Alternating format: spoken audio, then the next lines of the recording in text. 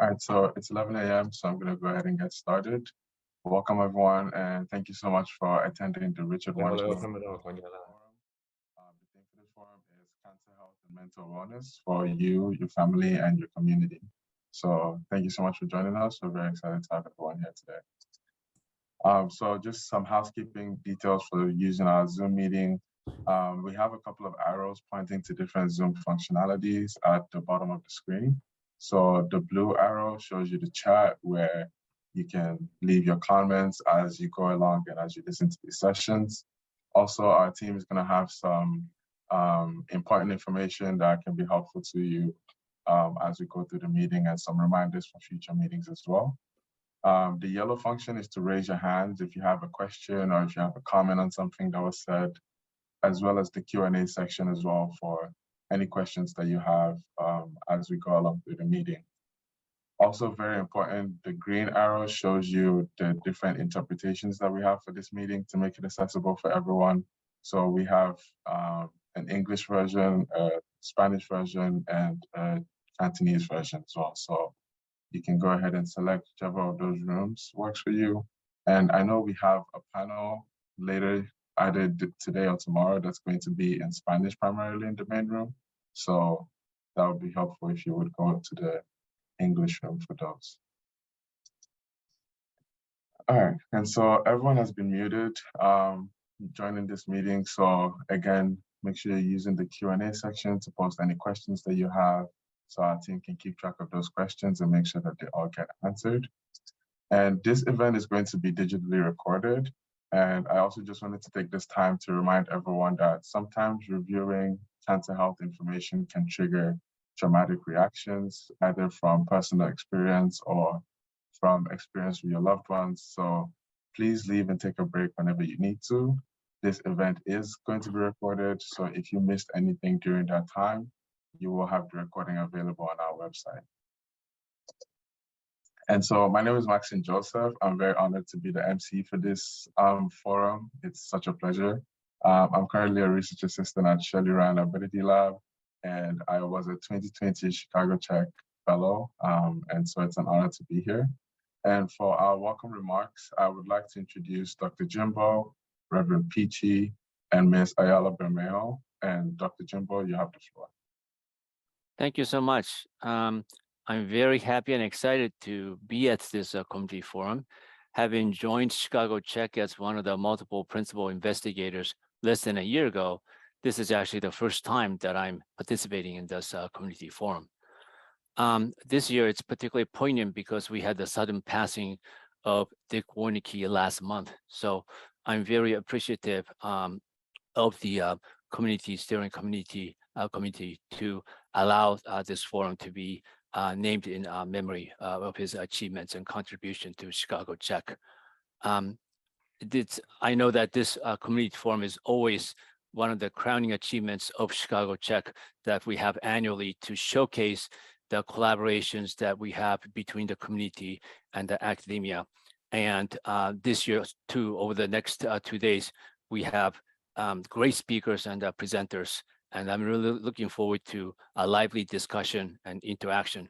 But without much ado, I would like to pass on to Reverend Dr. Kirsten Peachy. Thank you. Good morning, everyone. I'm Reverend Kirsten Peachy, and I work for Advocate Aurora Health and the Center for Faith and Community Health Transformation. And we work with faith communities to advance health equity by addressing social conditions that impact people's health. And I've been asked to just have a blessing together on behalf of Dr. Warnecke as a way to honor him and the person that he has been in this movement. So I'll just start off by sharing a couple of my own experiences with Dick Warnecke. My first memory of him was we were working with a group of faith communities in the Roseland neighborhood on the South Side to design ways that faith communities could address health equity in that neighborhood.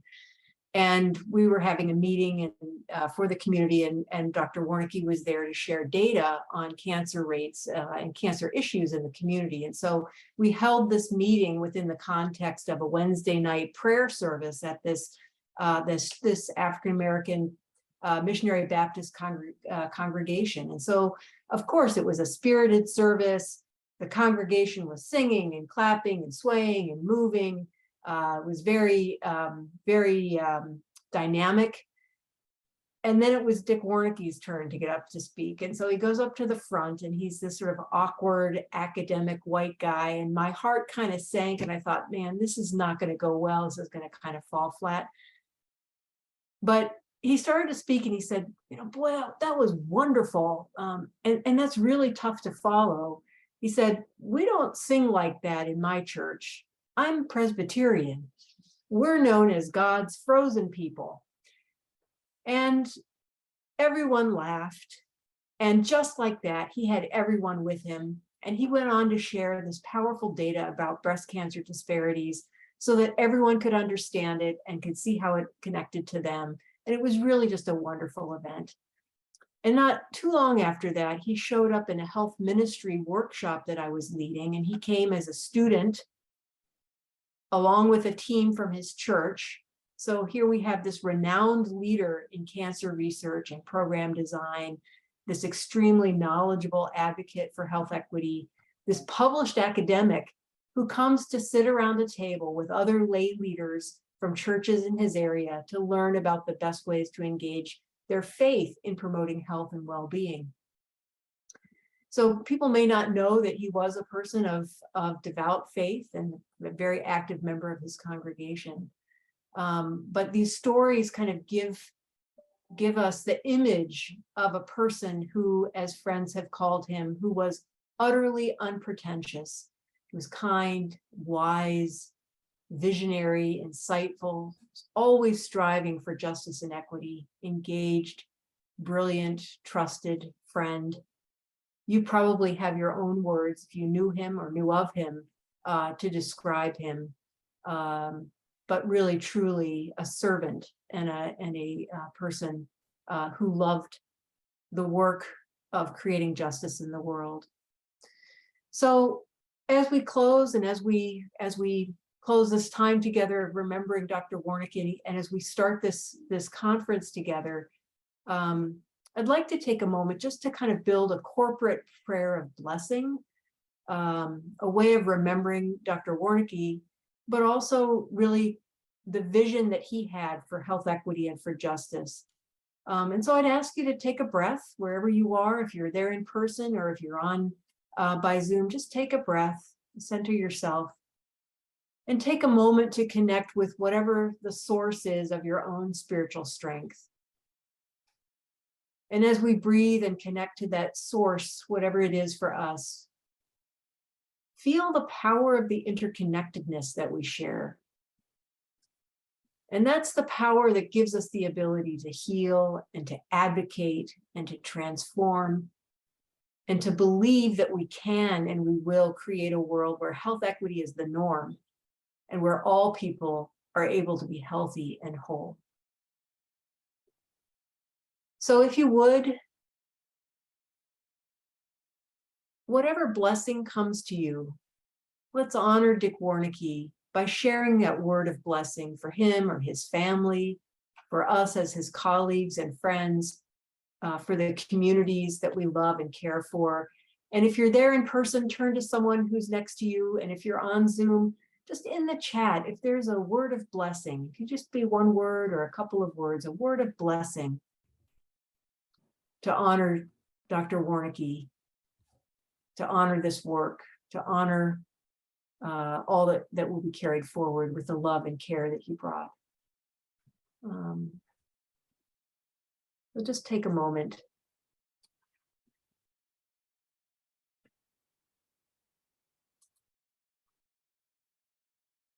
In the chat, any kind of, just a word of blessing.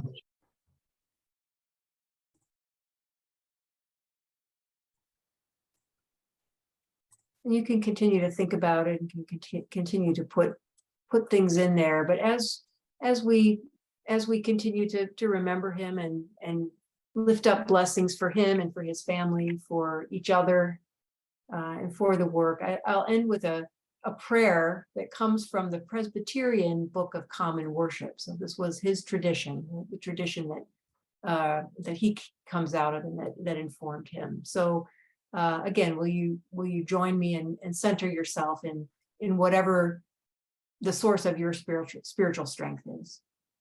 O Lord, support us all the day long until the shadows lengthen and the evening comes and the busy world is hushed and the fever of life is over and our work is done. Then in your mercy, grant us a safe lodging and a holy rest and peace at the last. Amen. And may it be so for our good friend, Dr. Warnecke. And with that, I pass it on to Karina. Thank you so much, Reverend Peachy. Thank you, Dr. Jimbo Maxon. What a beautiful way to kick this important work off. It is such a huge honor to be here with you today. While I've never had the honor of meeting Dr. Dick Warnecke, his work, his research in cancer prevention and control has personally touched my life. And as a champion of underrepresented communities, I salute him. I join in the sadness and offer my sincere condolences to his family and to each of you, because I know he's very special and an impactful member of this work and its mission. I am Karina Ayala Bermejo. I am a servant of peace and love. I am an immigrant from Mexico, one of 6 children. My mother, one of 12, my father, one of 13. I was once an undocumented kid. My parents were migrant farm workers from Salinas, California, working in very, very challenging, dangerous jobs during the height of pesticide use. They saved their money and they eventually found their way here to Pilsen, where we adjusted our status at Casa Aslan. That doesn't exist anymore, but it brought me here to Pilsen, the roots of where Instituto is, a beacon of hope that I now have the privilege and honor of serving as its CEO, so that I can be a light for other immigrants, so that their families can reach their fullest potential. We eventually found our way to South Chicago, where someone like my dad, who dropped out of the 3rd grade, could find work and make a living. He was very, very, very savvy. I remember he learned enough English to say, "I'm ready to work." And off he went, looking for work, day in and day out, saying, "I am ready to work." He caught the attention of the HR folks at then Republic Steel, and they asked him, "Well, could you weld?" He said, yes. He didn't know how to, but he figured it out. He worked for Republic Steel, then LTV Steel, and he taught us the true definition of perseverance and strong work ethic. What I didn't know at the time were all the red flags of what we will know to be social determinants of health and what contributed to what I know now, my cancer situation, of which I'll share shortly. But that job changed the trajectory of our lives. We came here for a better education, for better opportunity to coming out of poverty and into what he called our títulos, our titles.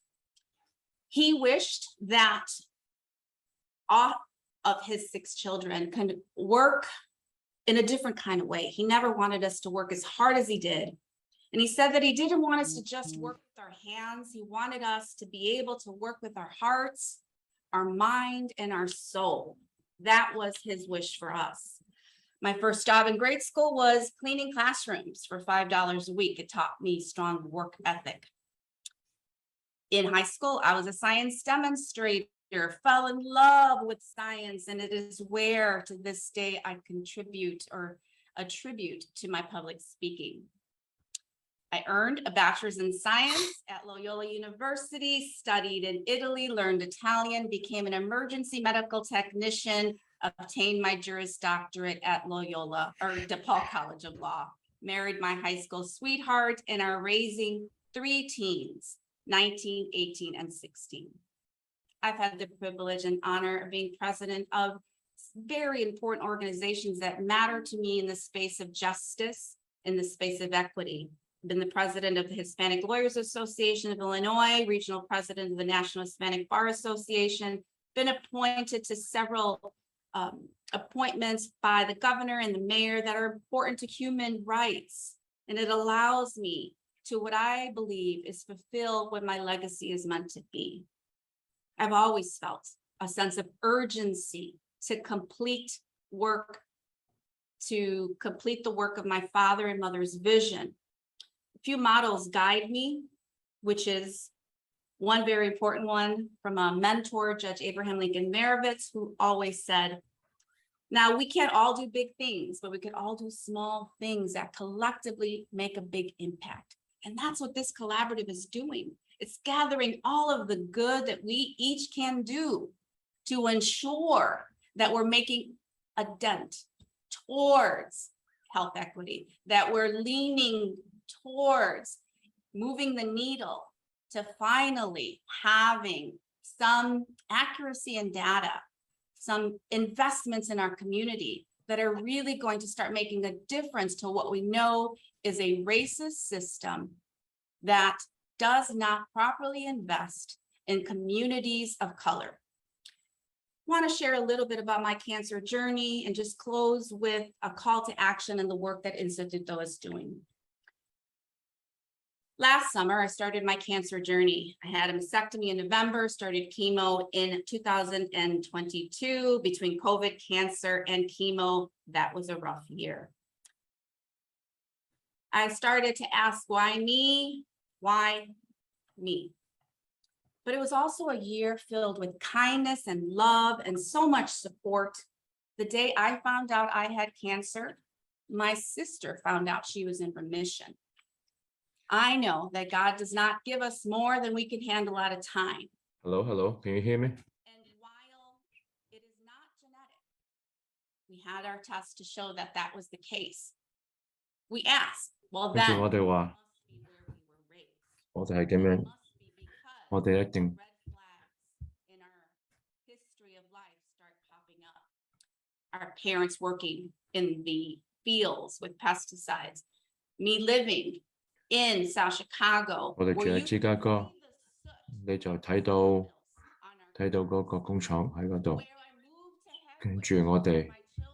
我同啲細路就搬咗去，我哋見到嗰個山， By the lake.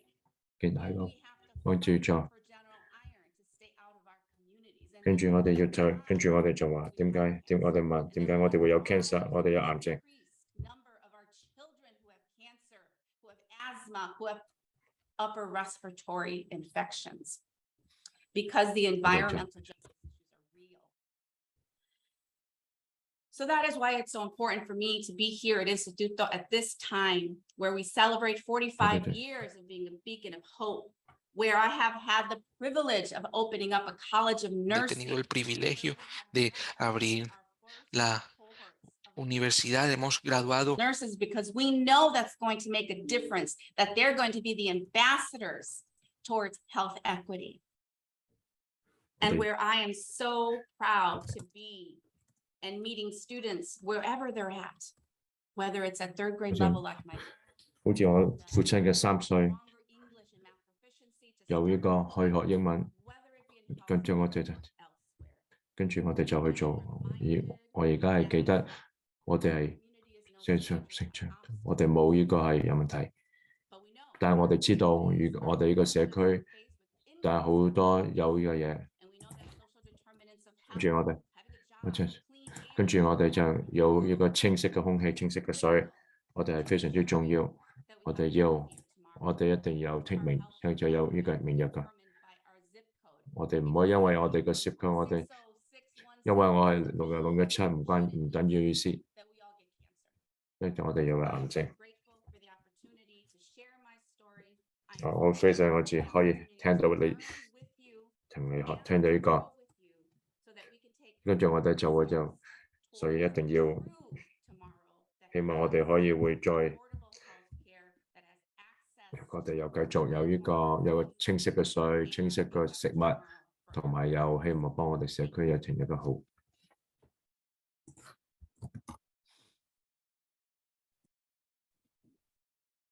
Thank you so much. 唔該晒，唔該晒，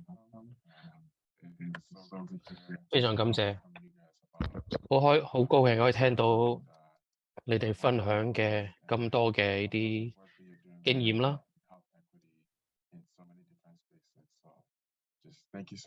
非常感謝，非常感謝。我哋希望啊，可以啟發大家，使更多嘅人可以繼續去推動醫療嘅公平性。咁下一個環節咧，我哋要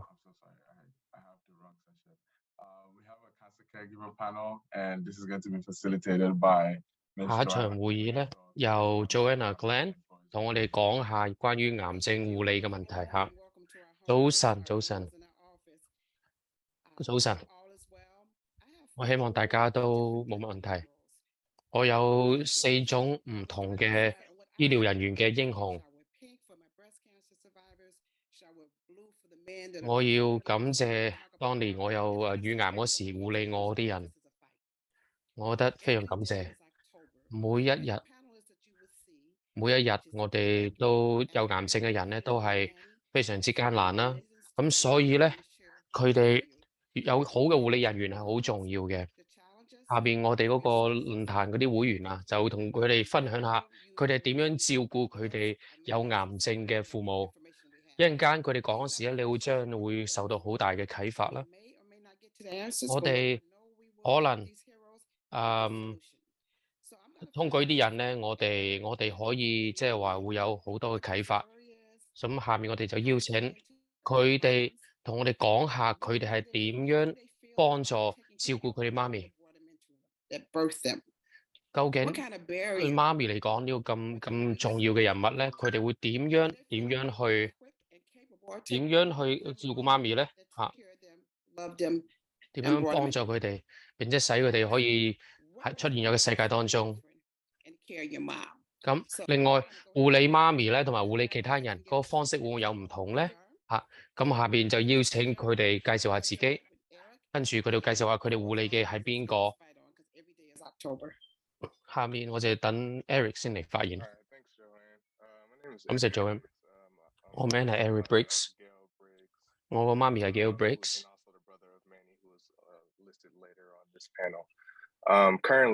我而家係喺一間公司入邊做工程師，專門做分銷嘅工程師。我最近從芝加哥搬到去亞特蘭大，所以我而家喺亞特蘭大啦。所以下邊講下我自己嘅背景。我喺芝加哥嘅南部長大啦，大家都可能都好清楚嗰個地方。我媽咪有確認患癌症嗰時咧，我當時仲係讀高中嚇。我當時仲啱啱準備從高中過渡到大學，所以當時我係其實係好多嘢需要適應嘅。咁咧，咁就係咯。呢個就係我自己嘅介紹。Evan，你可唔可以介紹下自己啊 ？Evan，你好，我名叫 Evan， 我個媽咪係 Elizabeth Vera。我個古仔咧同 Eric 好相似嘅。我知道媽咪有癌症嗰時咧，大概當時係15歲啦。當時我仲啱啱準備讀大學等等，所以好多事情。所以我媽咪同我咧，我媽咪而家係目前係喺護理中心。我亦都係來自芝加哥嘅嚇。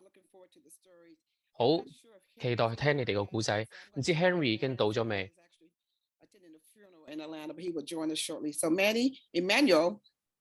我哋下面講下 Emmanuel。Manny， 你好，我係 Emmanuel Briggs， 大家都叫我 Manny 嚇。我個古仔同 Eric 一樣咧，因為我同佢都係有同個媽咪啦。我而家目前係亞馬遜嘅運貨送遞員、郵遞員。我哋都係基本上喺同一個時候知道咗我哋媽咪有病，所以當時真係好唔容易，好艱難。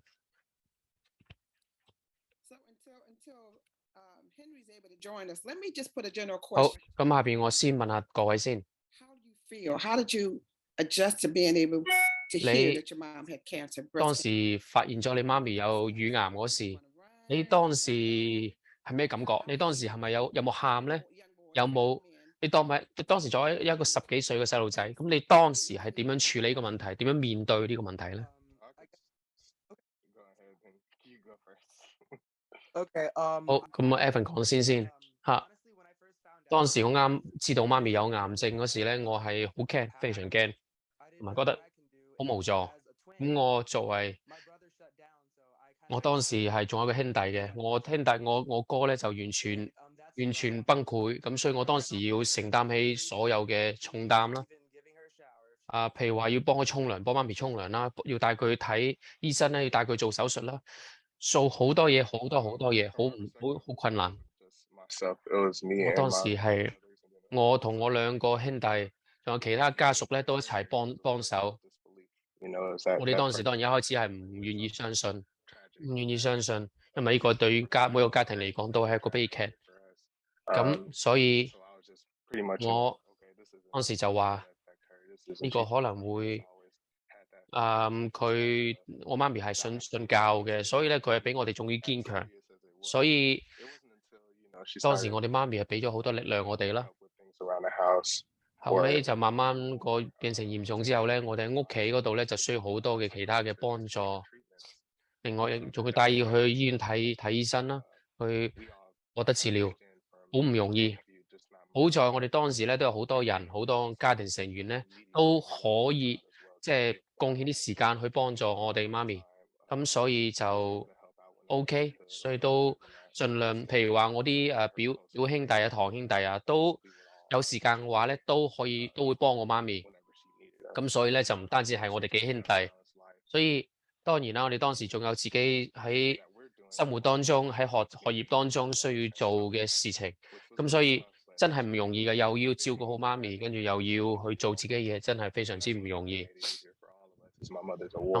我媽咪但同時係好堅強，所以咧對我哋嚟講都係一個好好嘅，可以好好嘅一個提振嘅作用啦。我媽咪係非常之堅強，我媽咪就當時唔會覺得冇自怨自艾啦，冇使我哋覺得非常之無助，仲不停咁鼓勵我哋話自己冇事。咁咧，我媽咪即係由於佢個性格，基本上即係我哋做嘢嗰時咧，都會好有動力啦，好有動力，好有衝勁。因為我知道媽咪係永遠都唔會放棄，同埋俾咗我哋好多力量。所以總結下咧，開始從一開始即係唔知道，一開始係唔願意接受啦。後尾知道病情嘅嚴重性之後咧，我哋當時都好難接受。咁慢慢就從唔接受到接受，再到後尾我媽咪即係顯示出嗰種叫做勇士鬥士嘅嗰種精神，係好激勵我哋。Manny，我當時媽咪真係一個勇士嚟嘅，好勇敢。我哋當時咧就喺家庭入邊，邊個人有時間可以幫佢，我哋就可以貢獻自己嘅力量。所以當時我媽咪基本上係我見過嘅係最堅強嘅女性。佢如果需要乜嘢咧，佢就會直接講俾我哋聽。跟住我哋幾個兄弟咧就會睇下邊個有時間去做呢樣嘢。當時你有咩資源啊？你當時點樣係捱過嗰個時期㗎？Evan，一開始咧，我哋當時有一啲朋友，有一細班嘅朋友，當時我哋有一個叫蝴蝶協會嘅嗰啲人咧，係幫我哋，為我哋幫助好多經驗啦。呢個蝴蝶協會入邊咧，其實都係嗰啲需要照顧自己屋企人嗰啲家屬，大家組合嘅嗰啲協會啦。咁大家分享經驗，咁就唔會覺得咁孤單。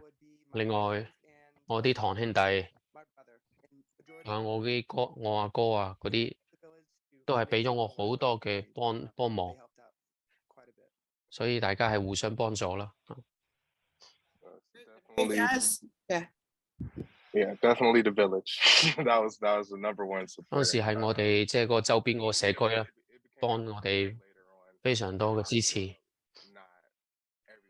Those resources, so we did have the resource of the 我 family. 哋當時係有好多嘅啲家屬啦，都係做我哋嘅好重要嘅資源。同時，我媽咪後尾咧，即係話後尾我媽咪就自己揾到咗好多嗰啲其他嘅協會，包括美國癌症協會，仲有蝴蝶協會啦。咁當時咧就我媽咪揾到咗好多有同樣疾病嘅人，大家咧就一齊去交流啊，一齊去鼓勵勉勵啊，咁就真係好咗好多好多。當時啊，2009年我記得仲係佢當時自己咧好多嘢都幫我哋，基本上一手一腳做晒。我媽咪當時咧就好會參加好多嗰啲叫做同樣係癌症病人嘅嗰啲小組啦，大家互相可以鼓勵。咁我認為呢樣嘢咧，當時係幫咗我媽咪好多，因為我媽咪就覺得佢自己唔係就係自己一喺度喺度對抗癌症，好多同樣有咁樣問題嘅人喺度，好多呢啲咁嘅人。Henry 加入咗啦，唔好意思，我遲到咗。我頭先係有個朋友媽咪嘅葬禮，我出去參加嚇。我係來自 Henry 啦，我亦都係喺芝加哥長大我都喺芝加哥長大。跟住我而家就開始進入咗呢個叫做臨終善終嗰個行業做呢樣嘢。一開始我哋喺亞特蘭大嚟做，咁跟住而家已經擴展到芝加哥，仲會進一步喺全美擴展。所以我作為一個護理人員，其實我媽咪咧同埋我爹哋咧都係做過佢哋個護理嘅。所以呢個係一個情況啦，係啊。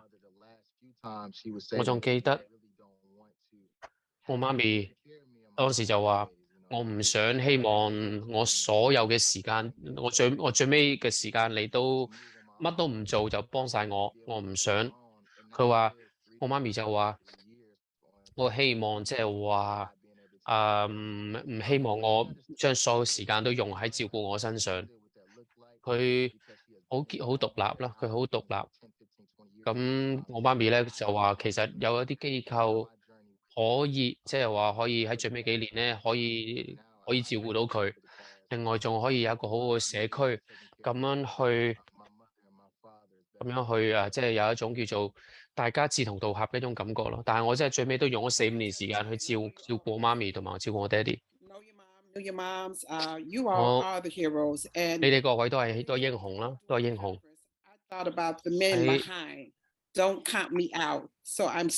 所以我覺得你哋都係英雄，你都係英雄。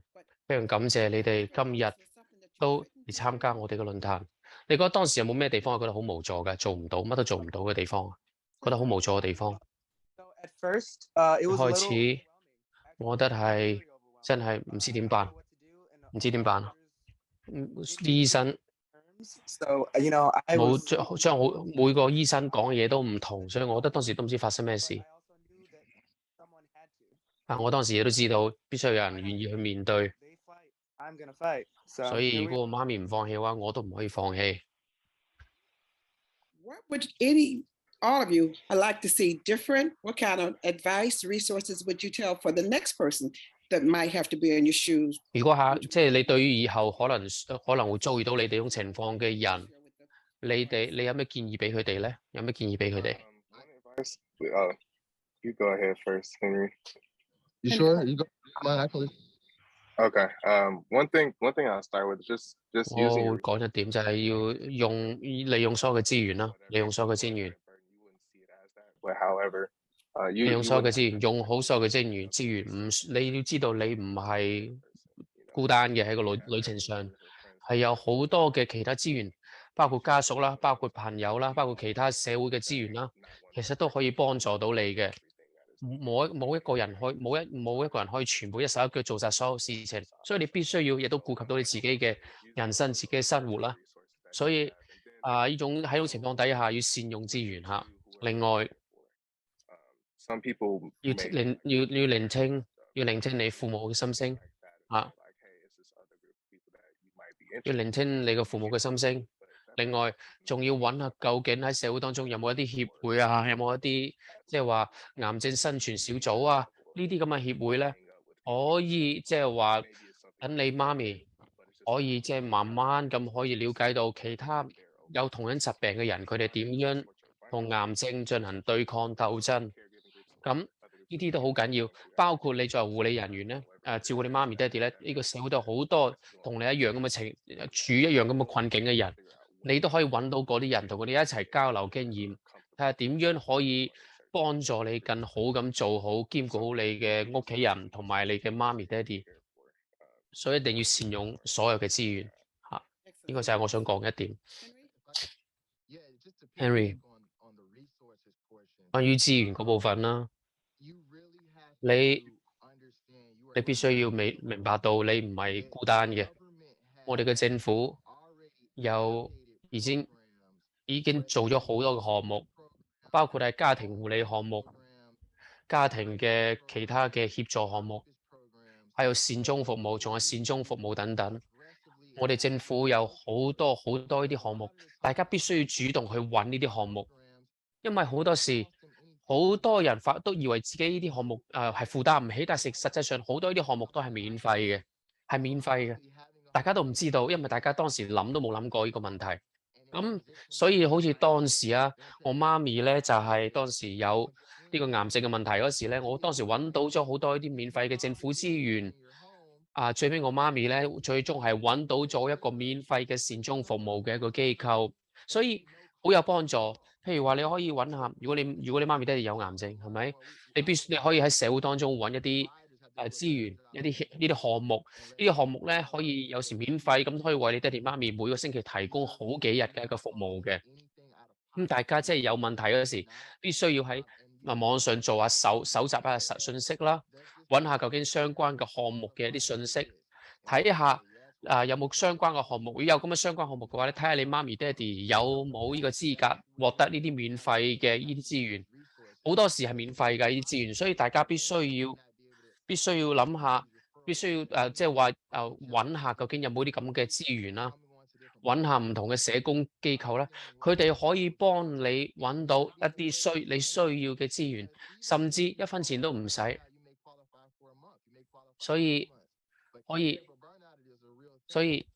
即係呢樣嘢，即係話你基本上可能如果你每一日可以揾到有人免費嗰啲服務，可以幫助你兩三個鐘去照顧你爹哋媽咪咧，可能對你嚟講咧就已經係好噶啦。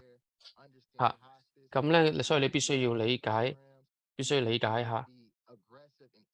睇嚟咧，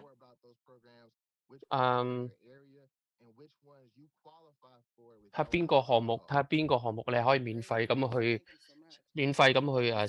使用。Add something. Evan, you said you covered the mirrors in the house. Yes. Were you asked to do that, or tell me? Evan, 你當時係點做㗎？你做咗乜嘢？我當時我同我媽咪見面嗰時佢當時覺得自己好冇自尊啦。佢見到佢好多啲管插喺身上面，我媽咪當時覺得自己好傷心。我媽咪一開始嗰時，佢唔沖涼，佢都唔可以瞓覺嘅。但後尾有病之後咧，都冇辦法，好多自尊都冇咗。所以我媽咪覺得好唔舒服，所以係咁嘅。You kind of learned on the go, huh? Self-taught. 所以你當時點樣教？你係自己教自己點樣做啊？係咪？係啊，我媽咪嚟㗎嗰個係，所以我係知道係點樣照顧佢。You guys, before I 咁我哋而家仲有冇其他問題咧？我哋而家過去睇下，我哋仲有啲時間，咁我哋再睇下你哋點樣。咁我問一問你哋，你試過好多點樣去照顧啊？要去做一個你有冇試過好似俾佢哋，因為佢哋呢個醫療嘅系統令到你哋有冇可以繼續咧？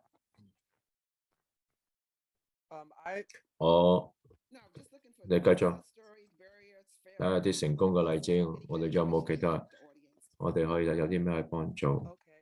咁 OK，咁我哋咁睇我睇翻我媽咪啦。has successfully started her business. 咁佢就開咗佢咧。And that was in daycare, and now actually as a professional life coach. 咁佢而家就去做一個教練。And yeah. 係啦，有可能㗎，有可能都有，非常之有可能。What's going on with you and your mom now? How are things? 你Manny， 你媽咪而家點啊？樣樣都好好。我媽咪佢都知道我有呢個，佢知道如果有啲將啲嘢推開晒啊。咁我亦都有喺度啊。佢見到有啲嘢唔係佢都會出聲，有冇 OK 啊？佢成日都會問，一個非常之堅強嘅人。如果你有啲咩問題啊，你講出嚟，你同啲人傾下偈，唔好將佢推埋一邊，因為咧會對你有問題，或者對其他人都會產生問題。呢個係非常重要。你係一個照顧者，你要照顧你自己，同埋你要繼續提供呢個照顧俾你媽咪。係啊，佢都有，佢而家都係繼續做呢啲。Henry， 你就有其他問題？你都係一個提供，你喺個 Atlanta 芝加哥提供一個 hospital。你媽咪跟住你 Atlanta。你咧？你點？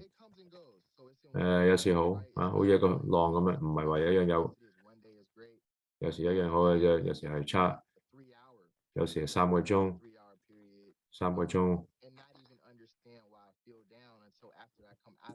跟住我做完咗之後，我哋先做。最大嘅問題就係，我知道我家媽咪係 aspect，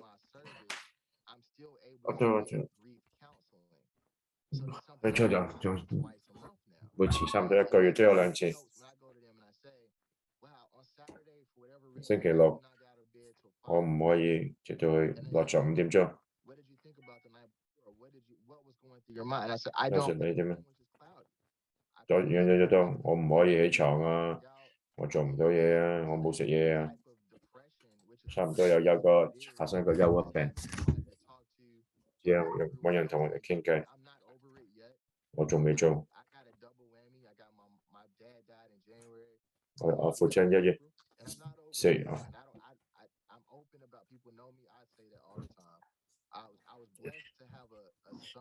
我有個細路仔，2個仔，我個仔媽咪過咗身之後2個人出世。Transition, if you will, but I'm still struggling on sometimes. Some days are good, some days are not. 好，有時唔好，有時唔差，但我唔去幾個月都去唔到喪禮。我希望 OK， 同埋你都要明白，因為我哋做唔到。太多啦，但係而家有呢個輔導啊，我都可以幫到人。有時我可以同你傾，有時都係會流淚啊呢啲啊。Right. Loving, losing, and caring are all challenges. So I just want to bridge into mental health and thank you. 我哋講下呢個精神嘅嘢，好多謝你嘅咁提出。如果你有啲人要同人哋傾啊，你有啲咩人要傾去做啊，去或者要喊啊，呢啲都係開心嘅流淚。I would have to say that I did go to a therapist for a while. 我要去做一個心理輔導一啲，因為嗰時我阿媽嗰時都係啱啱辦緊離婚，咁啊，而保險公司亦都係唔提供保險俾我哋，我哋要自己搞掂，我哋要自己俾錢啦，好多嘢就發生咗好多嘢，咁我都呢啲都係利用佢啊，到時會幫到你，你要同人哋傾。Anyone else on 仲有冇人要講啦？ You have to pay attention to your mental health whenever giving care to someone because you never know. 呢個就一定你都唔知道，可能會令到你好攰啊，亦都有會停到你一個人，又會攰啊，令到你所以你又唔想做好多嘢啊，你會好攰啊，因為如果你唔自己照顧你嘅精神，有冇一段時間咧可以行開一陣啦？有冇啊？但係要成日都要賴喺度，冇得。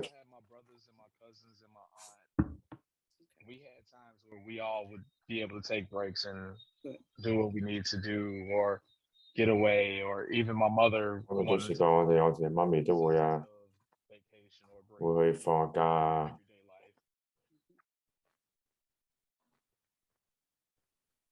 Yeah, it's difficult to consider your own when you're more worried about the person you're giving care to, you know. 咁你都要知道啦。And I think with that, you know, we never. 我哋都冇。Didn't really even consider that mental health aspect. 我哋都冇睇過嗰時冇留意到。We had that village to work with and kind of console her in her time of need. So if that was the case, it would never be more of a burden on me. It would just be at that perspective of I'm doing this for someone else. So, you know, I'm blessed to say that it wasn't as effective for me on my mental health because, you know, we had such a solid system. 我都知道啊。我哋都一定要接受，同埋我哋有啲咩知道。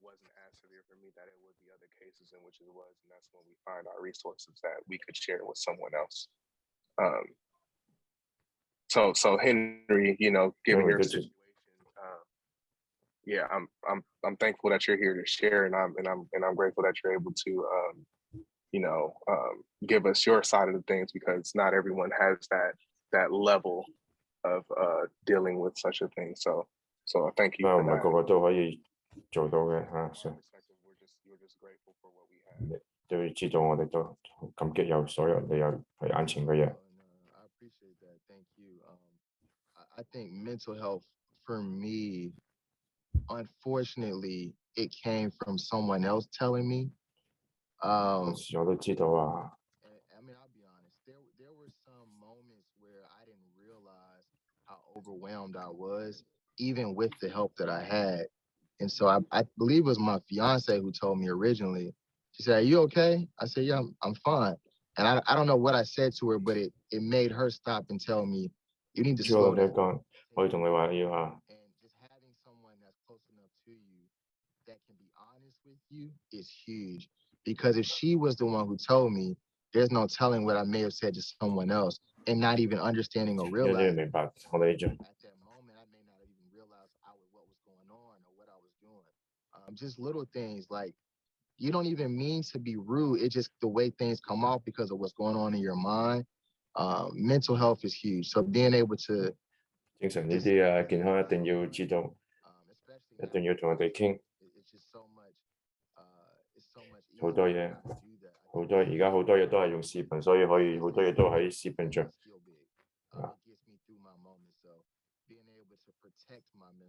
可以保護我嘅 mental health 啊。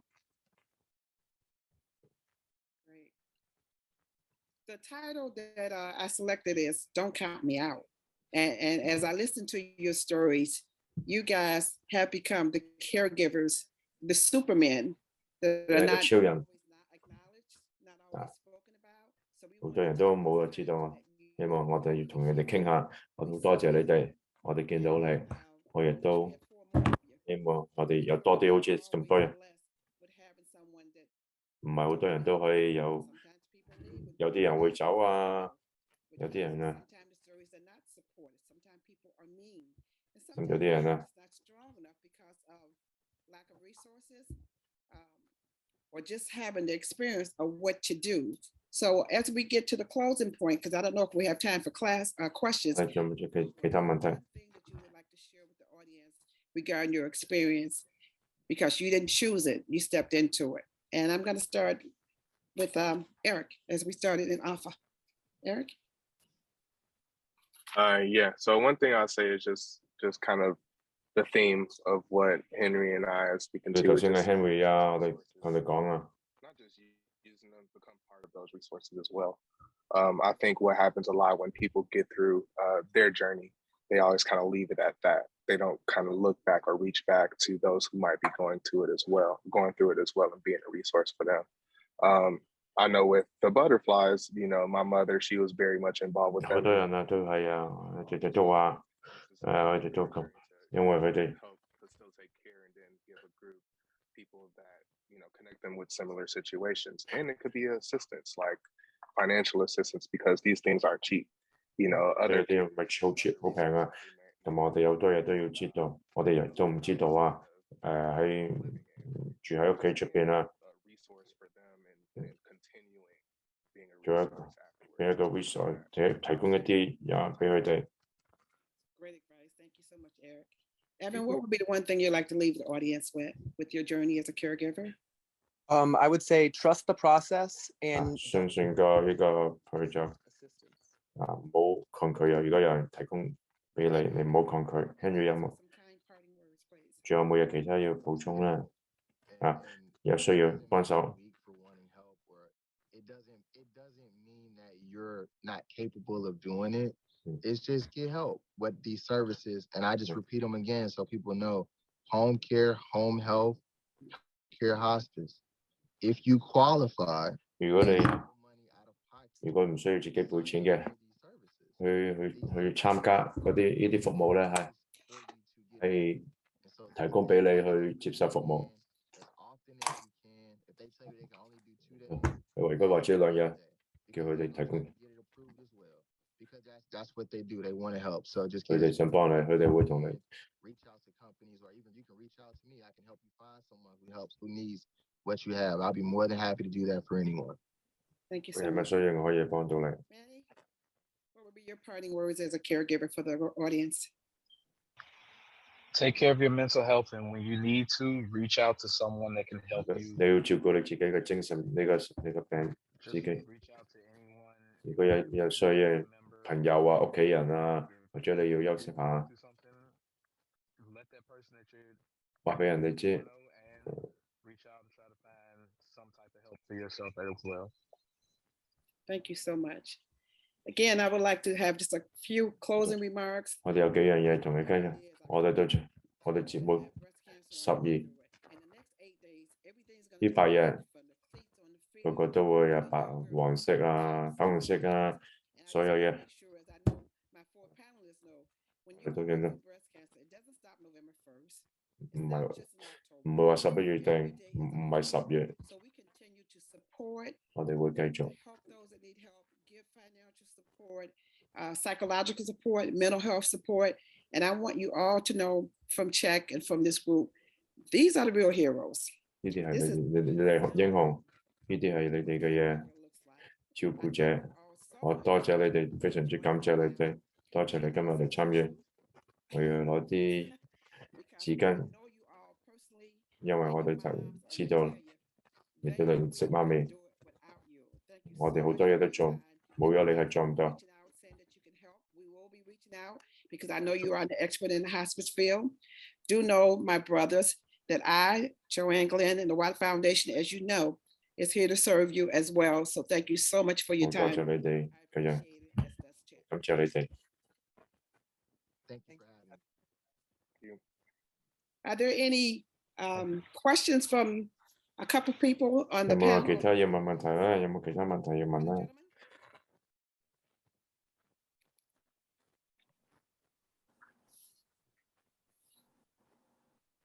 Okay, so you're all crying 有 too. 冇嘢？個個都喊嘅。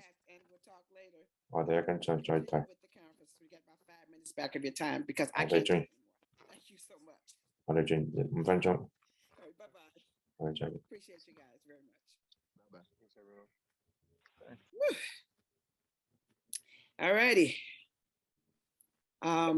I have the information on all these gentlemen. If you guys 如 need 果你 some, 有需要啊，佢哋嘅資料啊，佢哋都曾經行過呢段路啊，所以 caregivers is very important. And 睇 that's 呢個呢個照顧者、照顧人 caregivers come in all 好多嘅人。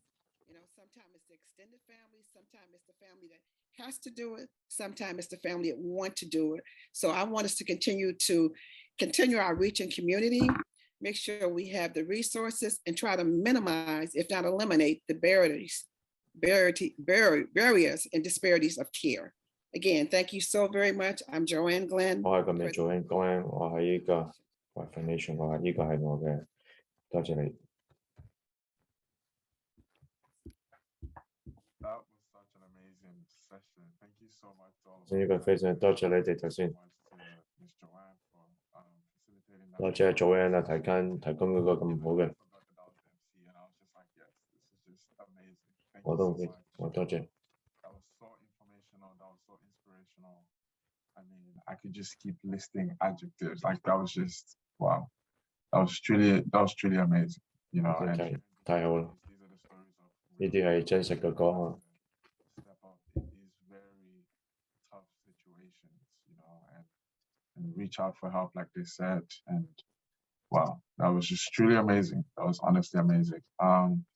Right now we are at the point of our break for this 我 session. 哋而家休息一陣， And so 咁我哋一間， Dr. Mindfulness Mangesha, 跟住一間佢又會再同我哋傾， optional mindfulness 佢會 activity. 再提下同我哋傾。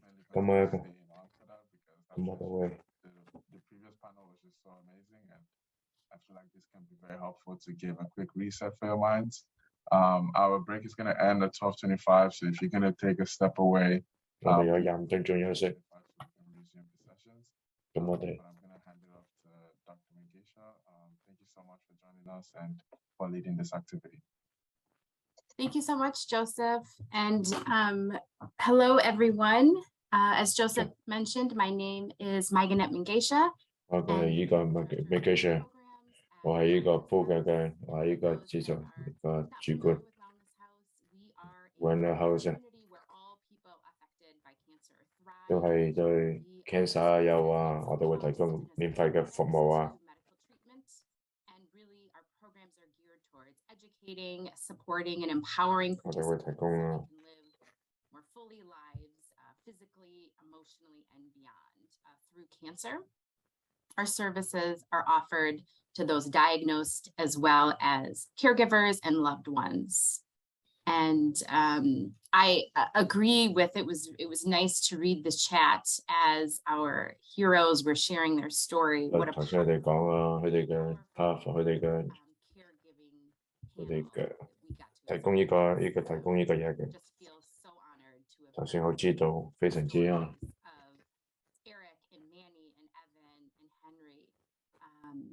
So wonderful for them to share their open stories and thinking about the trauma that they witnessed by watching for Henry, both his mom and his past experience, cancer and treatment and subsequent passing. So appreciate all of the stories. 所以非常之感謝。 Value that portion of this forum. It's really what brings us all together. And, you know, so here's our chance to pause for a moment and kind of have a financial break. 我哋休息下。 Some of what we know 我 goes 哋 along with the cancer experience is traumatic. And I use that 好多嘢一個啫。 And so the wonderful ambassadors of health equity came up with the idea of doing a mindfulness exercise as kind of a respite or a treat from the hard realities that we know that come with cancer. So I'm happy to be leading you through both in the break today as well as tomorrow. You'll get to see me there as well, leading a mindfulness exercise. And what are the benefits of mindfulness exercise? You might say is the opportunity to have the reduction of stress, as was mentioned by our heroes before. Often we carry the stress and don't know, and it's not until we get to benefit the absence of it, right? By practicing mindfulness exercises or other stress reduction exercises that we realize how much 通過呢啲放鬆啊，咁我哋其實可以將自己身心可以得到個好好嘅舒緩啦。從我哋嘅精神同我哋嘅情感，成個身體都可以有一個好好嘅放鬆。所以我哋下邊開始啦。所以下邊請大家可以追隨我嘅聲音，我會帶領大家進行呢個叫做放鬆嘅練習。多謝大家嘅參加，非常感謝啊！你哋為你哋家人做出咗咁偉大嘅照料嘅工作。好，咁大家揾一個好舒服嘅位置先坐低先，揾一個好舒服嘅地方坐低。有啲人你可以需要嘅話，可以將你嘅嗰個視頻關咗佢，可以將你嗰啲燈光將佢校到好微弱。關咗眼燈，匿埋你隻眼。接下嚟嘅幾分鐘，請大家跟住我把聲，根據我嘅指揮去做。所以首先慢慢咁深吸氣，跟住唔好放出嚟，跟住慢慢呼啲氣出嚟，跟住嗰啲緊張嘅嘢咧，將佢全部通過呼氣可以將佢放走晒。做多幾次嘅深呼吸，吸氣停一停，呼氣。你而家喺張凳度已經坐得好舒服啦，隻腳放喺地上面，再一次慢慢咁去吸氣，慢慢咁吸氣，跟住慢慢咁呼氣，將肺入邊嗰啲氣全部呼晒出嚟。好，再深深咁吸氣，慢慢吸氣，停住，再慢慢呼出嚟。你應該可以感覺到啊，你自己已經進入咗個好好嘅一個輕鬆嘅一個狀態，係咪？繼續做多幾次，慢慢吸，慢慢呼出嚟。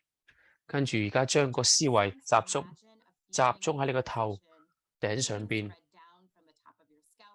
可以話你嘅呢種放鬆嘅感覺咧，慢慢從頭往全身去蔓延，從你嘅太陽穴啦，從你個眼到你嘅眼啦，到你眼嘅肌肉啦，可以放鬆，包括你嘅兩塊面啦，同埋個牙膠啦，全部要放鬆。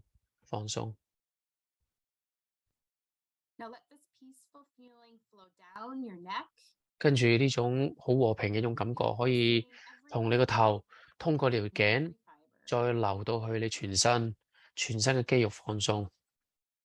你而家感覺到你嗰個呼吸嘅，你可以聽到自己嘅呼吸聲，要保持呢種放鬆嘅狀態。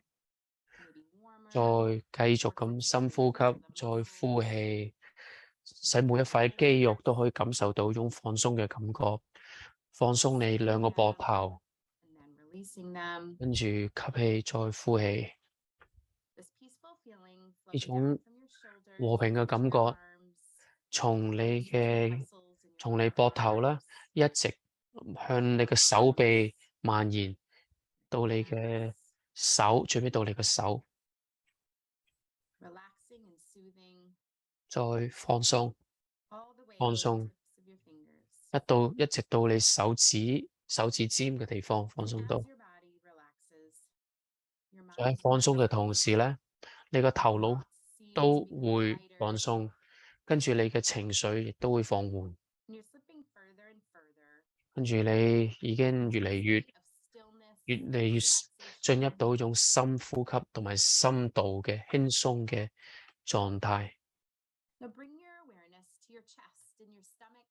跟住將呢種情感將佢聚集到去你嘅 This 胸 part 部， of your body gently rises and falls 咁 as you 跟住 breathe. 注意你個胸部喺你吸氣同埋呼氣嗰時係向下向上咁樣去咁樣喐嘅嚇，跟住使呢種咁輕鬆嘅感覺可以蔓延到去全身， Relaxing every organ.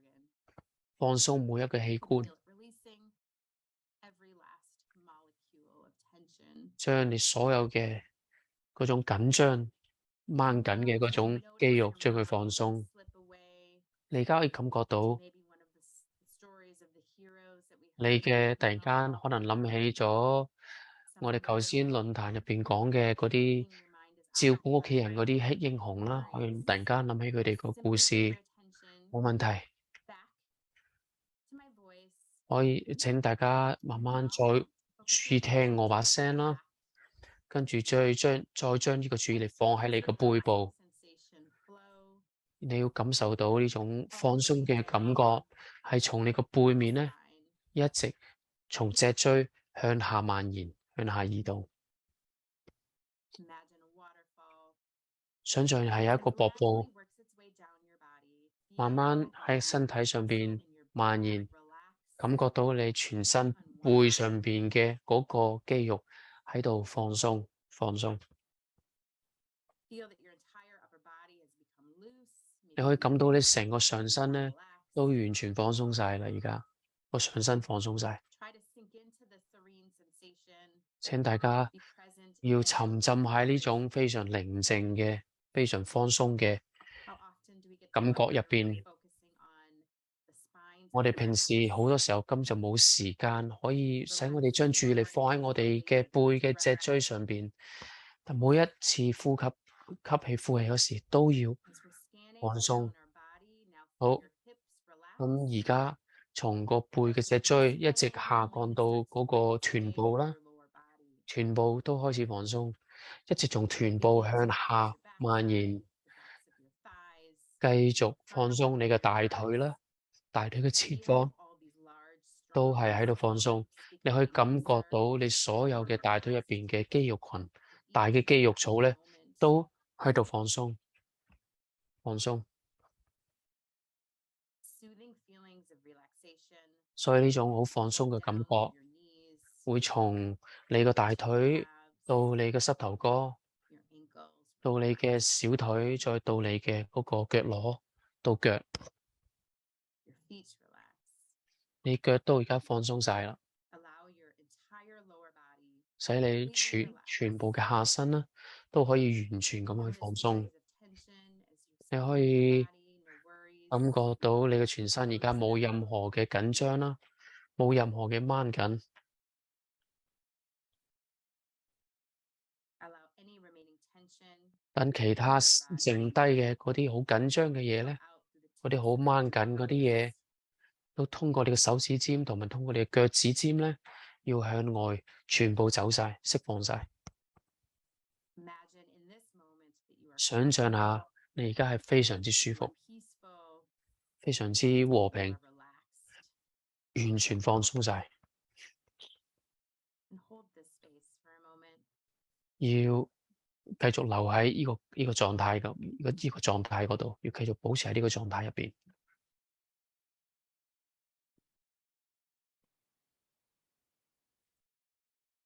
This group mindfulness activity 呢個放鬆嘅練習咧， is a body scan. 係一個所謂嘅全身嘅掃描。 It's a powerful tool and that it's something that you can offer yourself.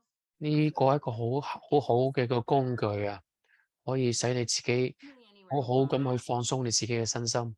無論你喺邊度咧，包括你喺張台度，你喺 in the 屋 office. 企、喺辦公室、喺乜嘢地方都可以做呢個練習。 minutes or a 無 single 論 moment, or 可 maybe 能你 more. 只有5分鐘、10分鐘、1分鐘嘅嗰個休息時間， 你都可以做呢個練習， Important part of 去 self-care. 使你自己更加嘅放鬆。 Important element 所以係呢種所謂嘅身心嘅放鬆練習咧，對你係一個好好嘅，有好好嘅用處。對你呢個對你嚟講，自己嚟講係一個好大嘅禮物。作為醫療嘅平等性嘅大使啊，呢份工係好唔容易做，唔容易。但係因此，你必須要使自己全身心都可以獲得放鬆。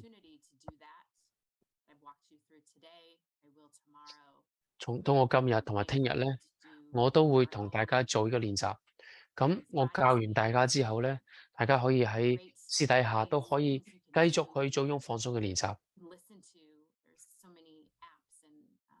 而家有好多目前嗰啲 APP 啊，嗰啲 App 啊，電腦上面嗰啲音頻啊，你都可以聽，都有好多關於身體掃描嘅呢啲咁嘅放鬆嘅練習，有好多好多呢啲咁嘅資源。下面我希望大家可以日常堅持去做呢個練習，尤其喺你工作好緊張嗰時，一定要堅持。非常感謝你哋，希望你感覺到呢種深層放鬆嘅感覺。希望做完練習之後咧，大家可以真係身心煥然一新。咁非常感謝啦，大家俾個機會我向你示範呢個放鬆嘅練習，放鬆嘅鍛鍊。非常感謝，所以好感謝啦。非常感謝你頭先，我都有頭先感覺自己好放鬆。下邊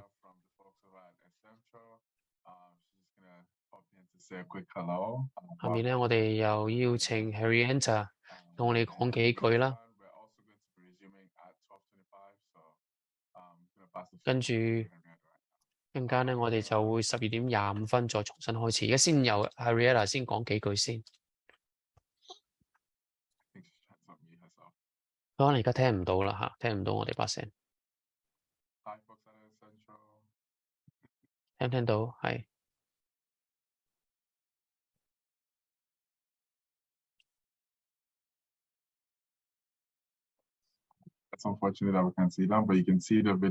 而家聽唔到佢把聲啊，好不幸，我係聽唔到佢把聲，聽唔到佢把聲。但係見到好多笑面，好多笑容啦。所以大家而家可以休息一下，OK。咁我哋一陣間，如果需要去洗手間，我係可以先去洗手間。我哋喺12:25重新開始嚇。咁我哋而家我都會去食啲嘢先嚇。咁一陣間12:25。All right, hello everyone, and welcome back to our sessions from our break. I hope 歡迎咁多位翻返嚟。休息咗一陣。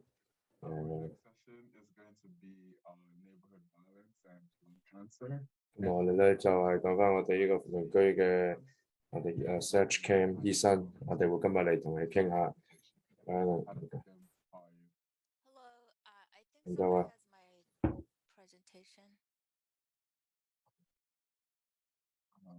Melissa, do you have that? Awesome. Great. All right. Hello, everyone. 各位好。今日多謝歡迎我，我係 Search Cam 嘅姓金，係芝加哥大學嘅醫院。Warnecke 呢個係我嘅，令我留心聽佢講嘢嘅。我有咧就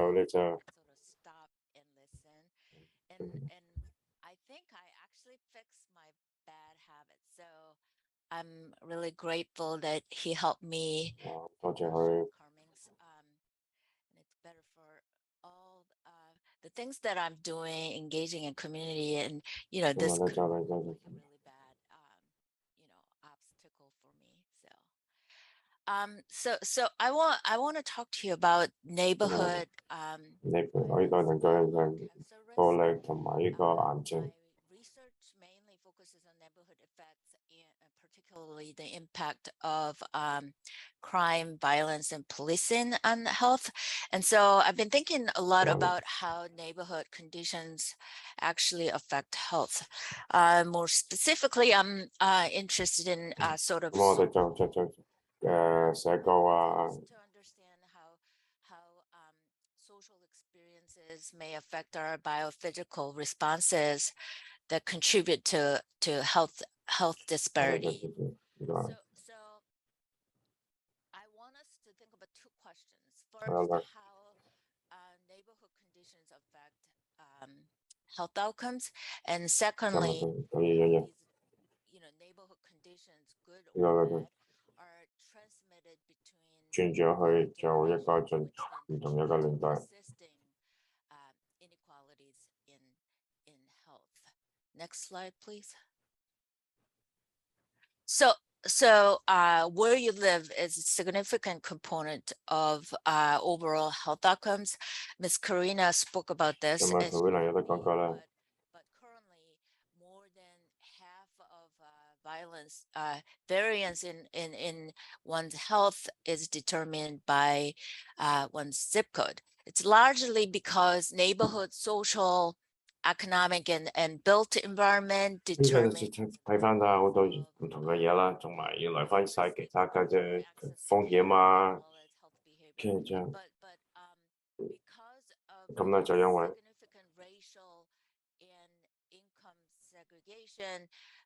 Black and white communities are affected by vastly uneven residential conditions and differential neighborhood contexts. 跟住咧，我哋就繼續做其他嘢。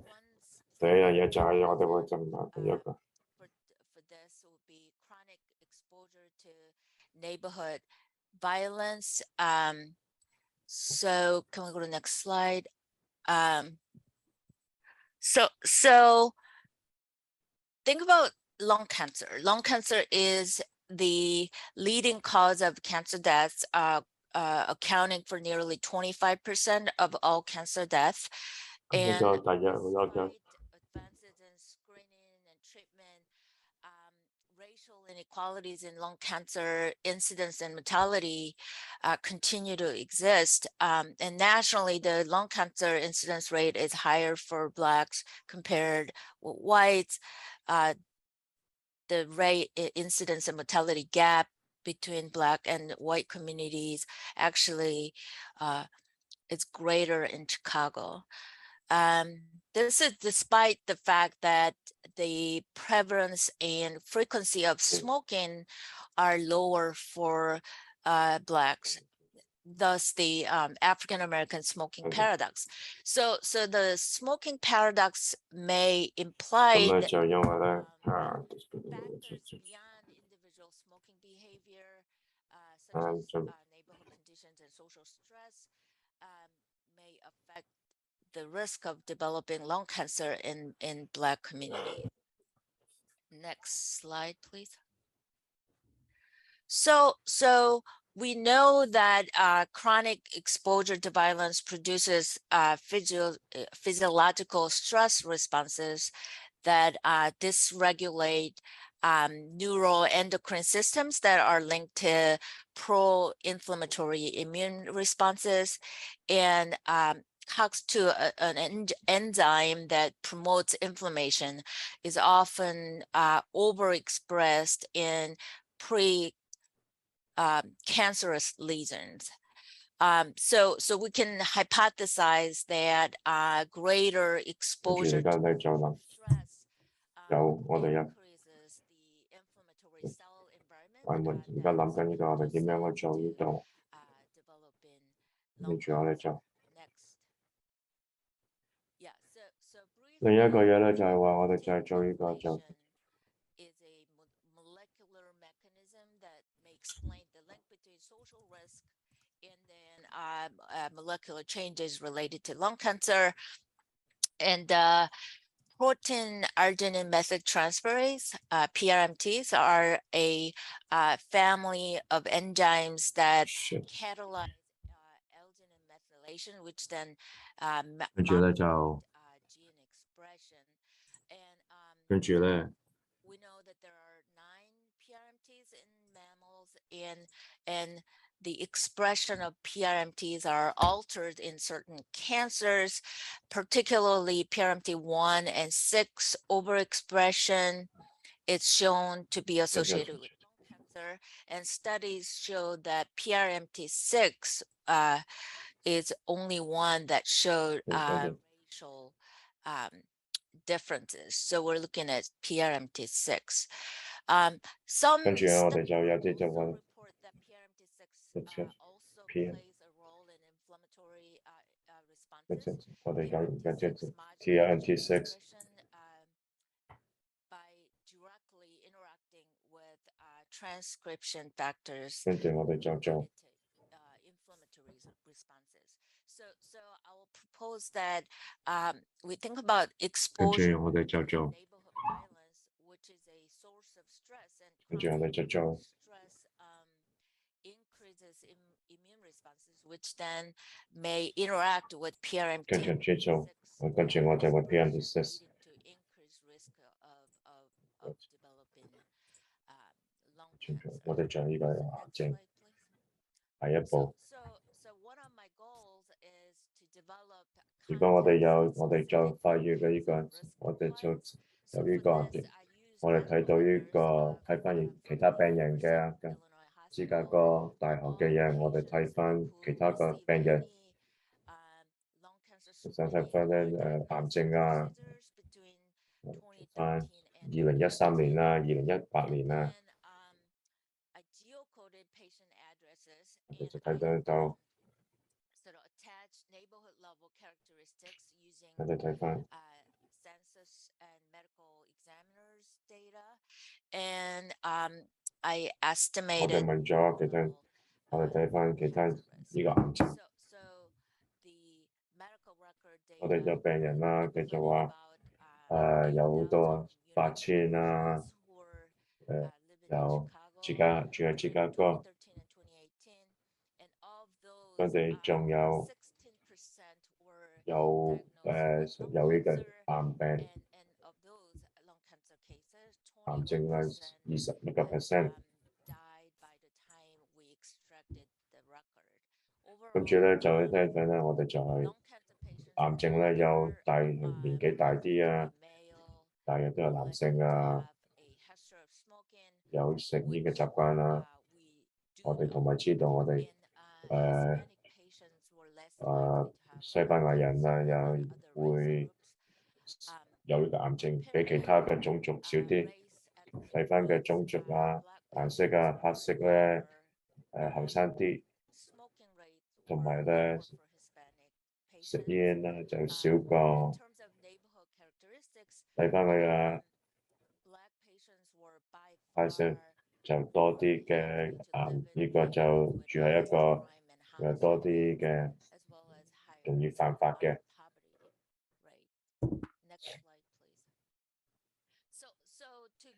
睇翻呢個嘢啦，睇翻我哋 U of I 大學嘅呢個嘢就係我有呢個 lung cancer， 我哋就係做第3級呢個。睇翻呢個報告就係由年齡開始啦，年齡開始就係超過60歲，有呢個食煙嘅習慣，同埋有呢個係住喺呢個有呢個容易多謀殺嘅罪行。睇翻呢個嘅19.8% 就係有呢個有癌症，其他嘅睇翻其他嘅癌症少過其他嘅犯罪嘅。睇翻如果其他都係一模一樣嘅。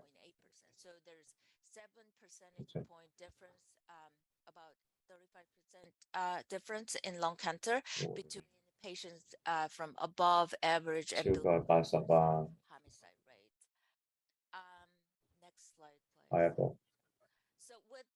Decision tree model. 我睇翻呢個第3個 model 啦，睇翻佢哋呢個，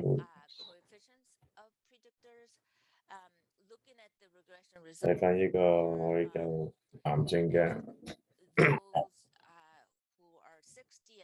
超過60歲以上啊，有呢個食煙嘅習慣啊。Less likely than white patients to be diagnosed with. 超過其他人嘅。Additionally, those people living in neighborhoods with a greater than mean average homicide rate. 跟住咧就睇翻有多啲人犯罪啊，就依家有癌症。Next slide, please. So from that logistic regression coefficient. 睇翻呢個咧就係社交呢個啫。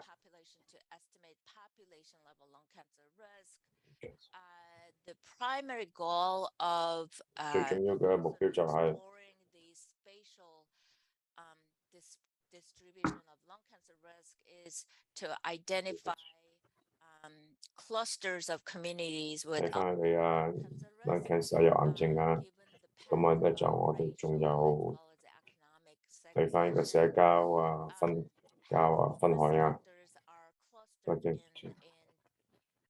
disadvantaged neighborhoods, and these areas also lack access to 有其他社交嘅服務啊， eroded social capital. I mean, 跟住咧就有其他嘢，有淤塞啊，其他嘢啊，社交嘅問題啊。So as a result, burden of disease is clustered in already vulnerable communities. Next slide, please. So here's Chicago, as you all know. 係嘅，芝加哥啦。You see the lighter lines are 嗰條線咧就係 the thicker lines are 深色咧就係70-80個社交呢度。 Black communities are located on the west and south side of the city. 咁咧就另外一個咧就住喺北邊啊、南邊啊。個地圖咧就左邊咧就係呢個就係藍色，跟住咧就話，跟住咧就係我哋再做，跟住就翻呢個咧。你睇翻呢個 lung cancer 咧，就喺西邊同埋南邊多啲。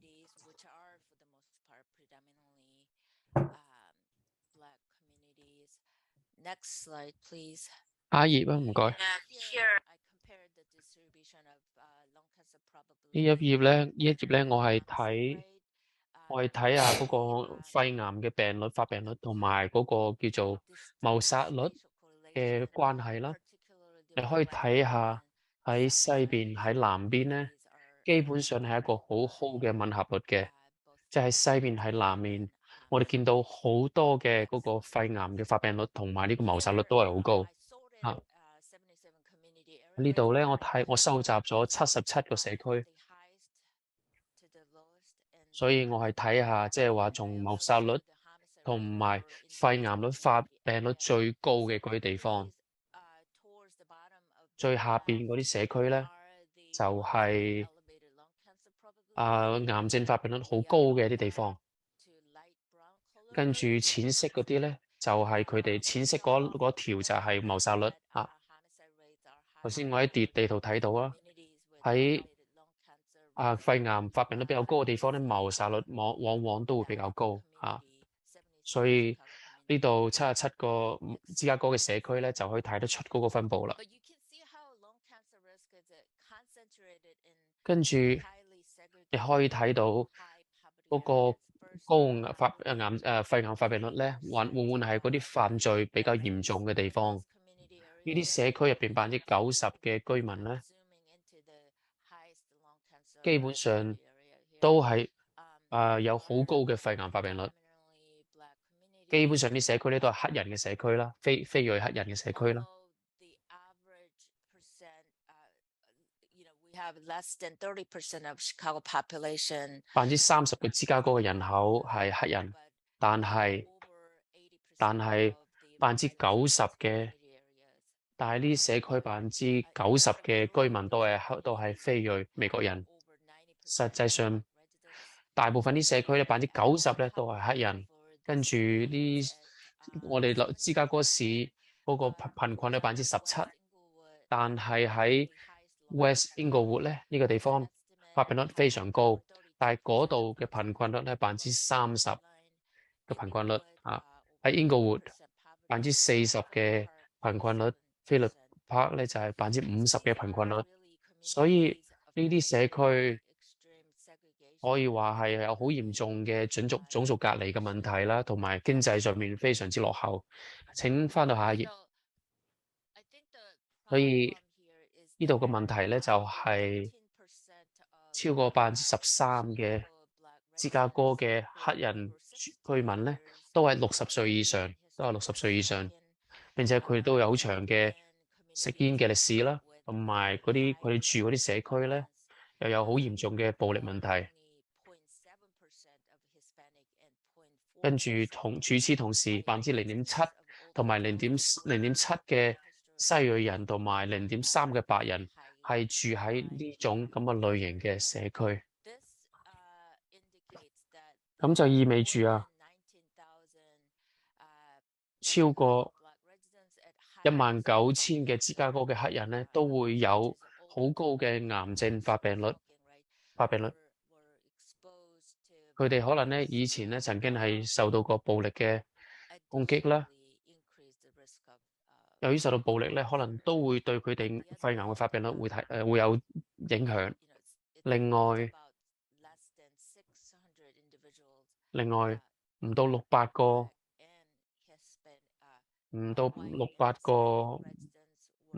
另外與此同時咧，有同樣嘅暴力另外遭受同樣嘅暴力問題嘅西裔人同埋白人咧，只係唔夠600人，所以你可以睇到大部分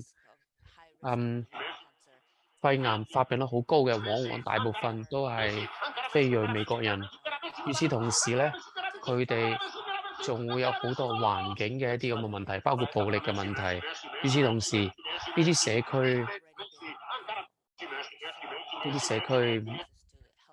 基本上係冇乜太多嘅醫療資源，亦都冇太多嘅社會服務資源。請翻到下一頁。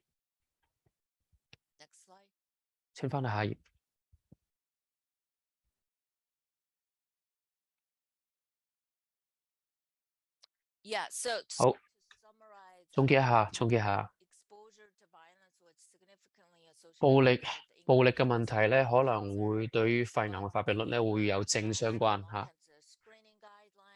跟住國家癌症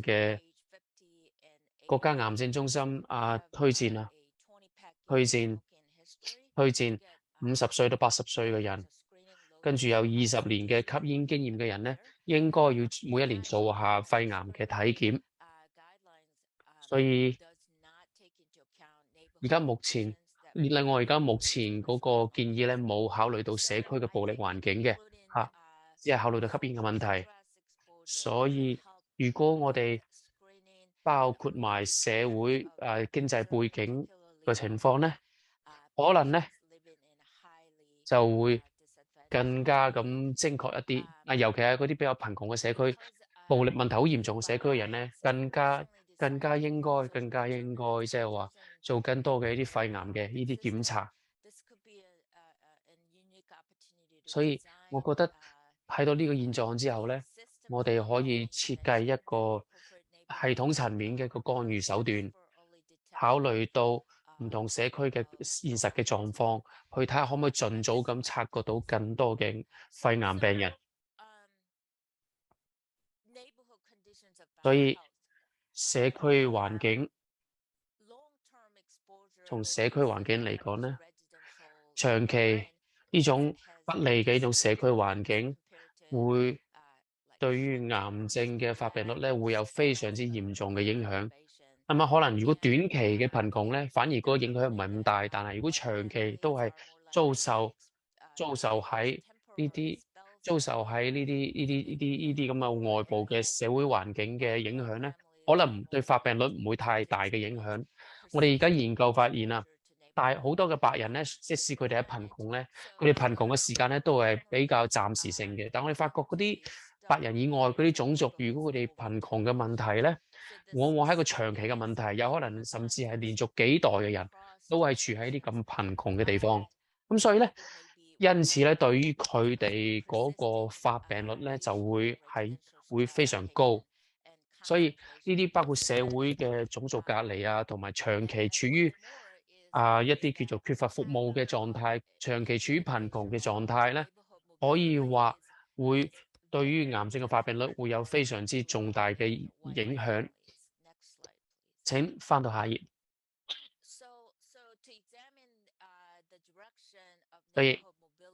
所以我哋下面不妨睇下唔同社區嘅嗰個叫做大家嘅流動性嘅問題啦，人員嘅流動性問題。呢度我係用咗呢個我哋關於全美收入動態嘅呢個數據庫啦，去睇下可唔可以揾到一啲規律出嚟。呢個數據庫係從1968年開始建立嘅，咁咧對於嗰啲家庭咧進行50年嘅跟蹤，所以我就比較咗佢父母同埋子女佢哋嗰個研究嘅情況啦，包括埋佢哋嘅年紀啦，用咗年紀，用咗種族嚟作為一個分析，所以總嘅嚟講咧，我係包含咗2800對嘅呢個父子呢個進行比較嚇。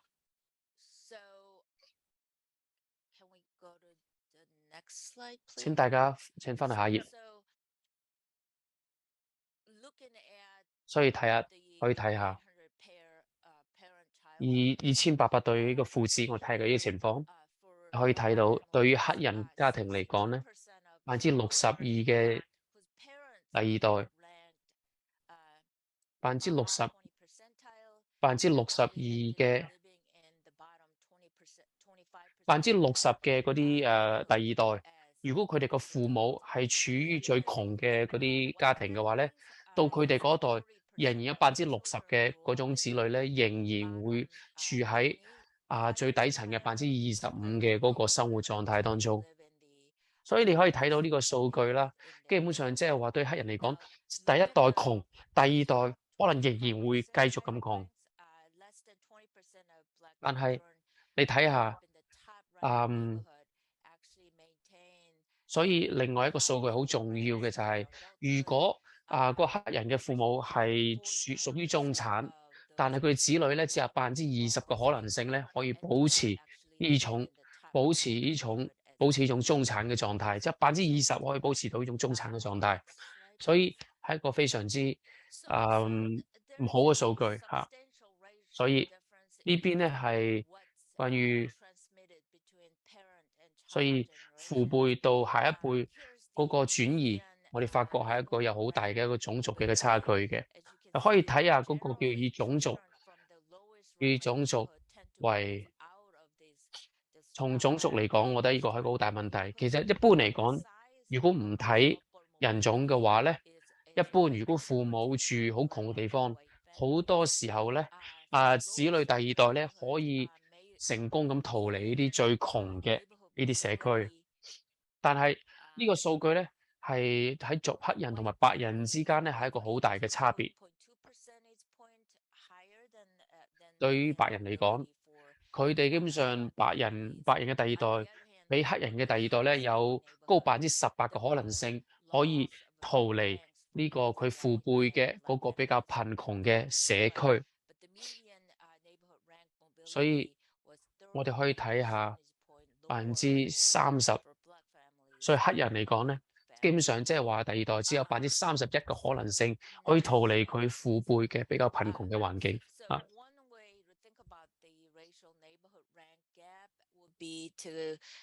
下邊我哋可以思考一下，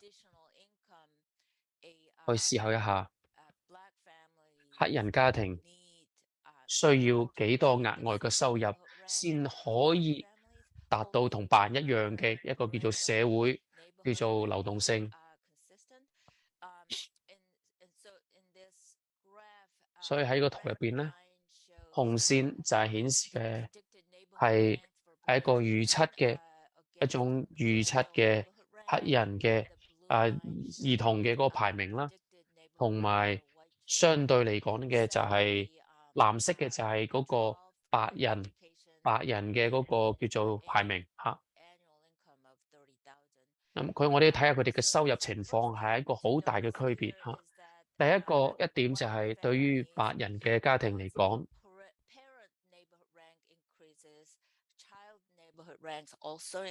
如果佢家庭，如果佢祖輩，如果佢父輩嗰個區環境上升嘅話咧，佢嗰個下一代嗰個社區環境嘅排名咧，亦都會上升。但係黑人家庭咧就相反啦，即使父輩嘅家庭環境、社區狀態唔錯，但係佢下一代嘅嗰個社區環境咧，發現係往往佢係往下行嘅，往下走。所以咧，對於個黑人嚟講咧，佢要達到同佢同輩嘅白人嗰個排名係非常之困難。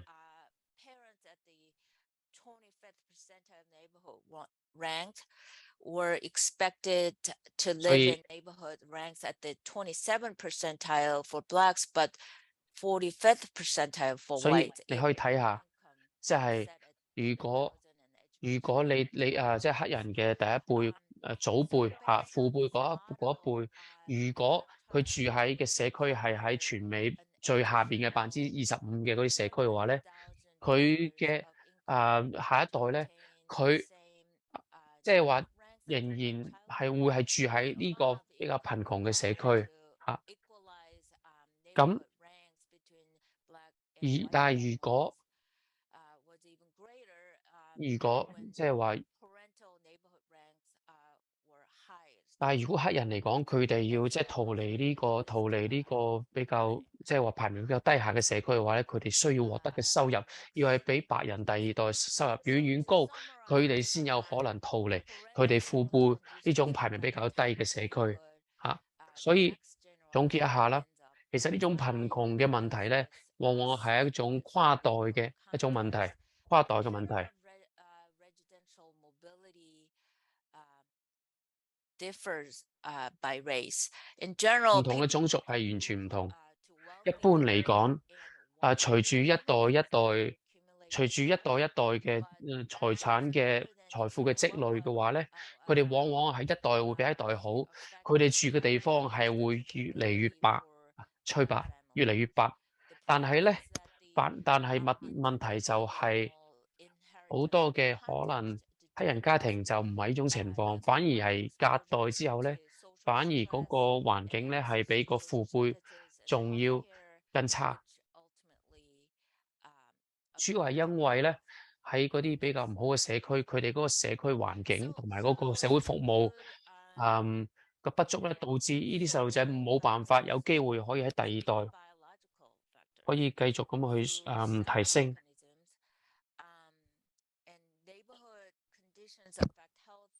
所以社區，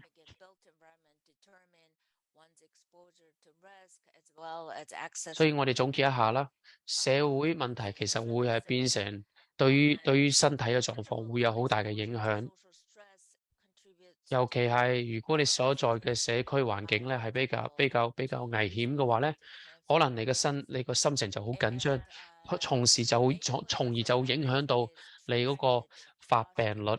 另外，嗰個社區嗰啲劣勢、嗰啲服務不足咧，係可能會導致跨代都會冇辦法可以得到上升，睇到提升。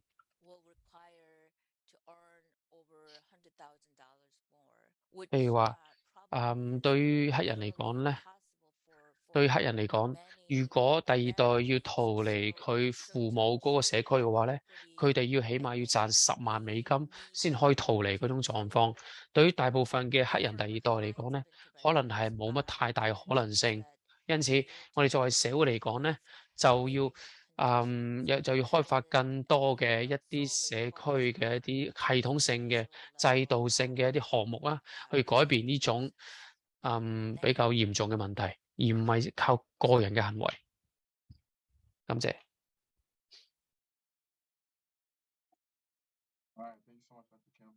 感謝金博士啦，感謝金博士嘅嗰個研究。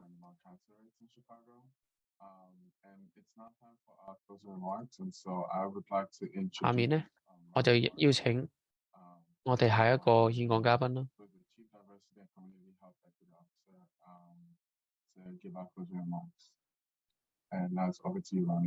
好，咁我哋下個演講嘉賓。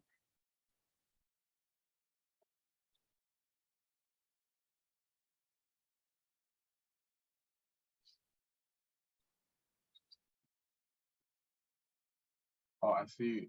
Ronnie's. I see that Ronnie's going to be joining us. Ronnie 一陣間會加入我哋嚇，我哋而家馬上先休息一下啦。咁休息完之後咧 ，Ronnie 就會加入我哋。I would love to talk to you about this issue, lung cancer, exposure to violence, neighborhood conditions, further. So anyone who would be interested in 如果另外我想講，如果有咩人可以下邊邊個觀眾聽眾，如果有興趣再想同我傾下呢個癌症發病率同埋社區嘅環境嘅關係，如果大家有興趣嘅話，不妨可以聯繫我咧。我會好願意好樂意同你哋繼續進行線下嘅一啲交流。感謝。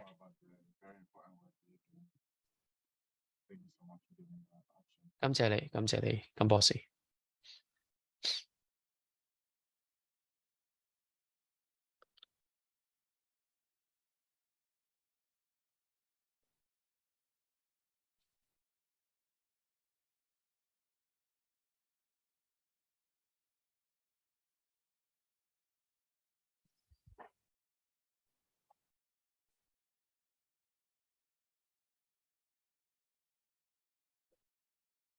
Yeah. So hi everyone, welcome back from our break. 咁多位好啦，我哋而家翻嚟啦，而家1:15啦。咁我多謝你 Warnecke。咁我哋咧今日而家 Warnecke 咧將會同我哋講呢個結論。咁多位早午安。咁我哋而家俾佢熒光幕你睇，跟住我哋再傾下。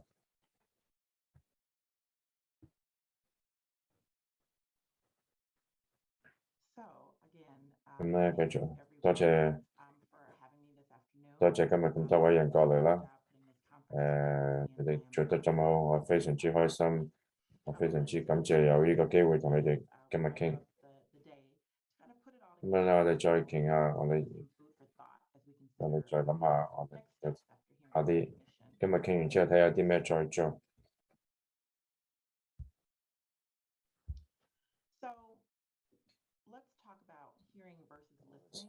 我哋首先聽下聆聽同埋聆聽，我哋有啲咩要，我哋有啲咩要做，我哋就會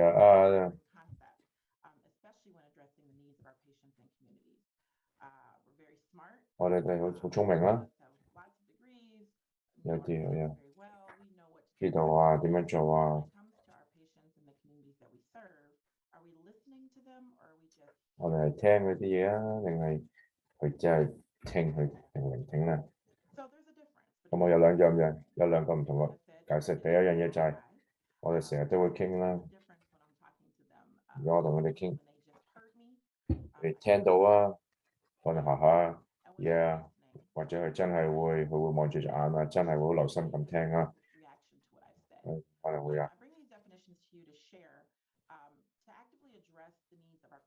咁你就咁你傾下。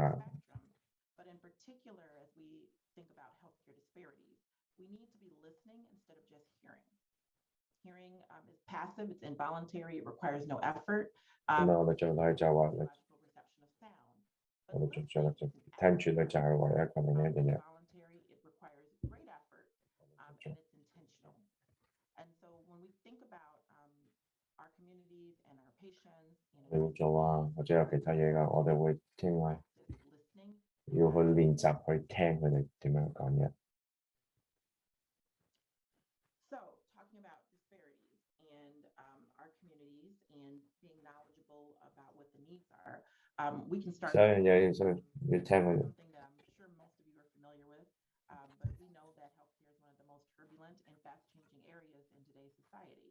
So our technology, our techniques, our outcomes have moved at a 我哋就咁樣即係去做發展得好多嘢啊，跟住咧我哋會繼續， as it pertains to life expectancy has 跟 moved 住咧 much 就 more slow in comparison. 再慢慢嚟做，跟住咧譬如話到呢個咧黑人啊，同白人嚟講啊，嚟翻嚟㗎，歧視啊，你就好多嘅身體，我哋接觸嘅唔同嘅問題，我哋繼續跟住咁做。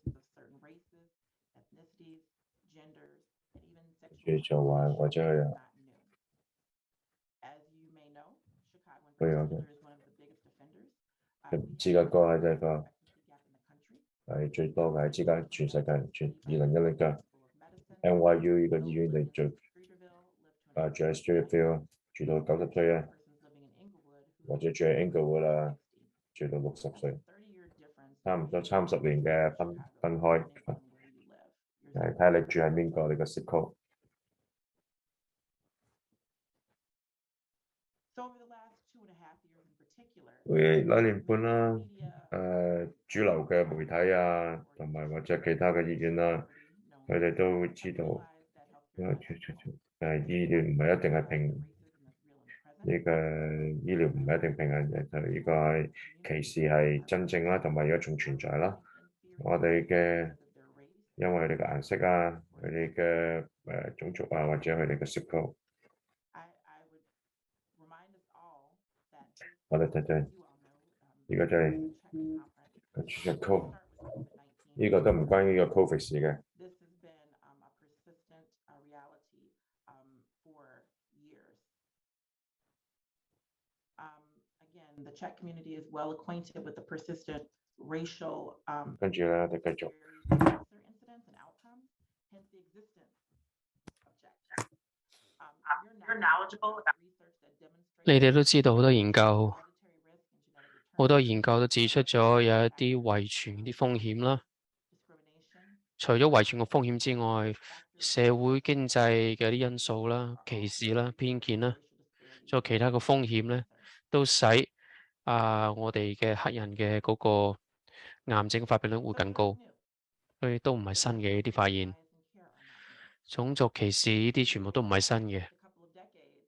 幾十年前喺1999年美國醫學協會嘅期刊入邊咧，就發表咗一個研究啦。佢哋比較咗黑人同埋婦女生育率、死亡率嘅嗰個比較。你發現啦，喺86年到87年到96年期間，佢哋發現喺每一個州有記錄叫做生育死亡嘅啲情況咧，我發覺黑人女性咧比白女性更可能由於生育而死亡。目前我哋嘅科技越嚟越好，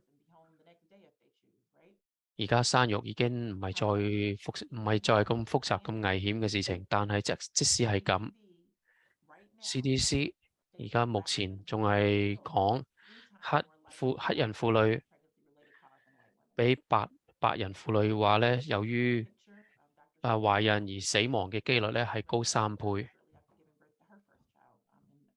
我哋喺今年就發覺有一個印第安納嘅一個黑人醫生咧，喺生育嗰時就去世咗。所以即使收入同埋經濟狀況好，黑人婦女喺生育嗰時個死亡率都係仲係比白人要高。可能媒體會同你講呢啲係一個新嘅現象，但係唔係，呢啲問題已經係一種長遠嘅問題，係一種長遠嘅問題。種族右偏，實際上都會帶嚟更高嘅生育死亡率同埋更高嘅癌症發病率。所以我哋知道呢個係事實，係咪？所以呢種醫療資源嘅分配不足啦，同埋不平等性係一直都存在。所以我哋醫療部門必須要重新去思考呢啲問題。首先喺本地喺芝加哥，大家都知道芝加哥好多啲醫院都簽咗一封公開聲明信啦，話呢種叫做醫療種族歧視係確切咁存在，我哋要解決呢個問題。另外，醫療機構都慢慢知道醫療嘅不平等性，而唔係話簡簡單單提供服務，而係提供同樣優質嘅服務，無論你嘅種族係乜嘢。所以即使係最好嘅醫院，佢哋個護理係更好，但係究竟佢哋俾白人嘅護理同埋黑人護理可能都會唔同。所以我想講啊，平等性、公平性同平等性唔係一樣嘅嚇。我哋可能提供嘅服務一樣，但係如果我哋提供服務嘅方式唔一樣嘅話呢，唔公平嘅話呢，都係唔得嘅。譬如話，即使間醫院好好，但係如果窮人冇辦法去到嗰間醫院，都係唔得嘅。所以呢個時候就最終就冇公平性啊。可能間醫院喺度，但係唔係每個人都去得起間醫院，或者每個人都可以由佢屋企去間醫院，好方便去到間醫院。所以新冠疫情，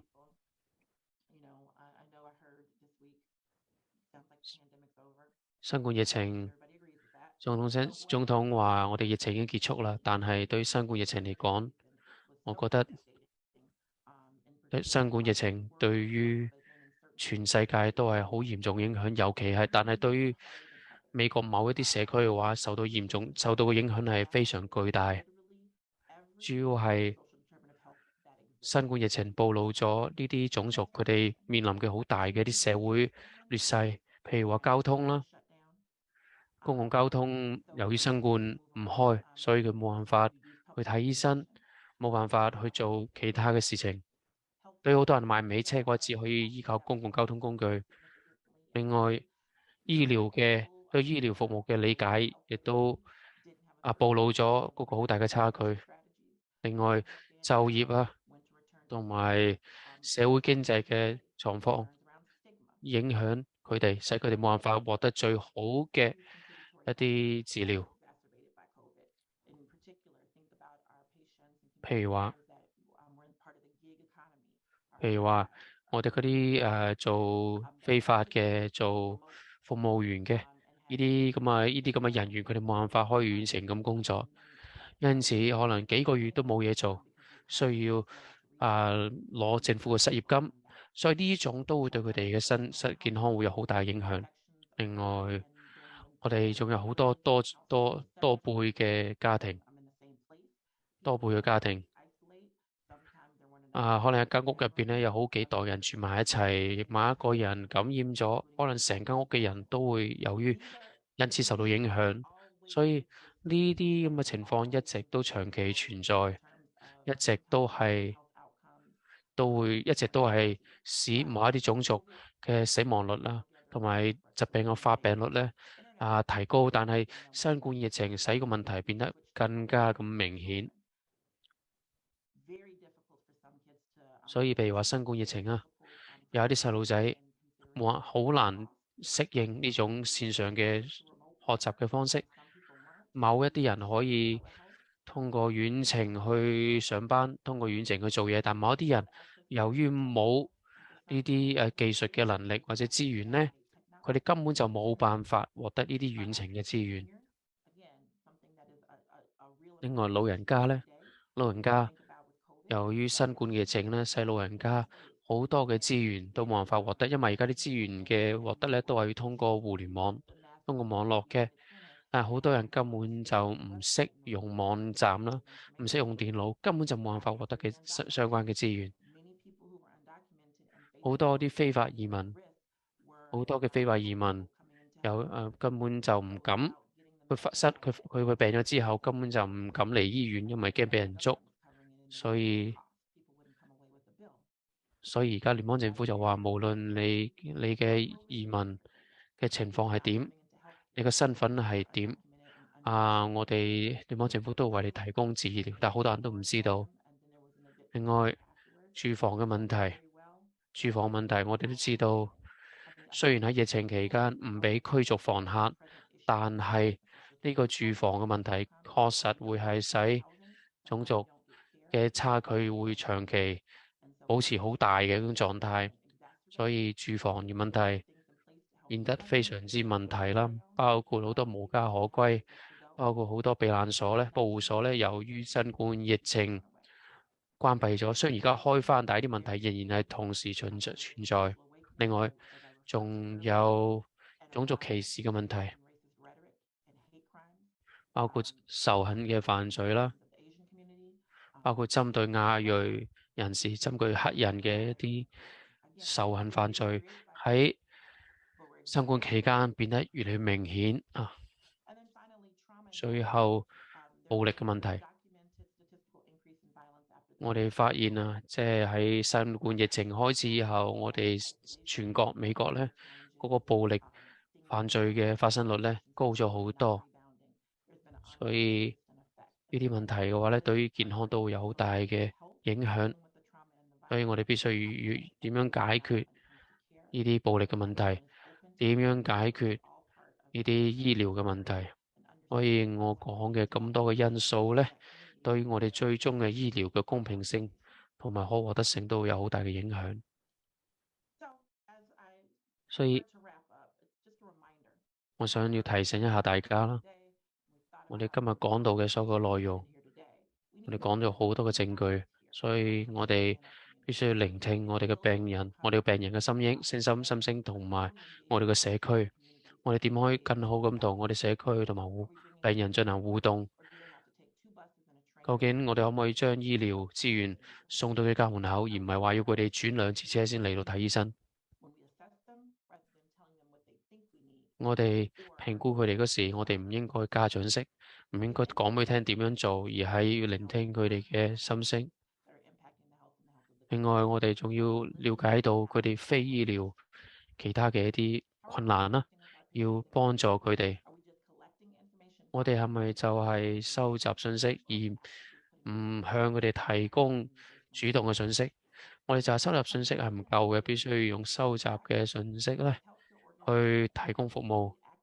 我哋社區嘅工作人員，我哋必須要努力去解決啲現存嘅系統性嘅問題。所以聆聽完之後就要採取行動。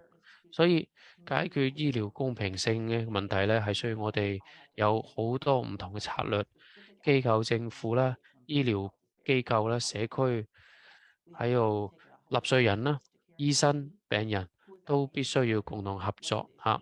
我哋必須要採取一種叫做綜合全面嘅護理嘅方式嚇。我哋必須要將病人放喺第一位，我哋要向社區投入資源，幫助我哋單獨嘅病人。最後咧，我哋要合作，同埋咧要要俾我哋嗰啲機構人啦，同埋政客，要佢哋承擔呢個責任。所以呢個就係我嘅今日嘅演講，非常感謝你哋邀請我過嚟發言，感謝你哋。感謝 Ronnie， 感謝大家嘅發言啦，感謝各位參加我哋今日嘅會議。你哋喺唔同嘅地方參加我哋呢個會議。聽日咧，我哋仲有另外一場，仲有來一場同樣一場會議。所以我哋而家就結束啦。感謝各位，感謝各位，感謝各個嘅發言嘅人士，感謝。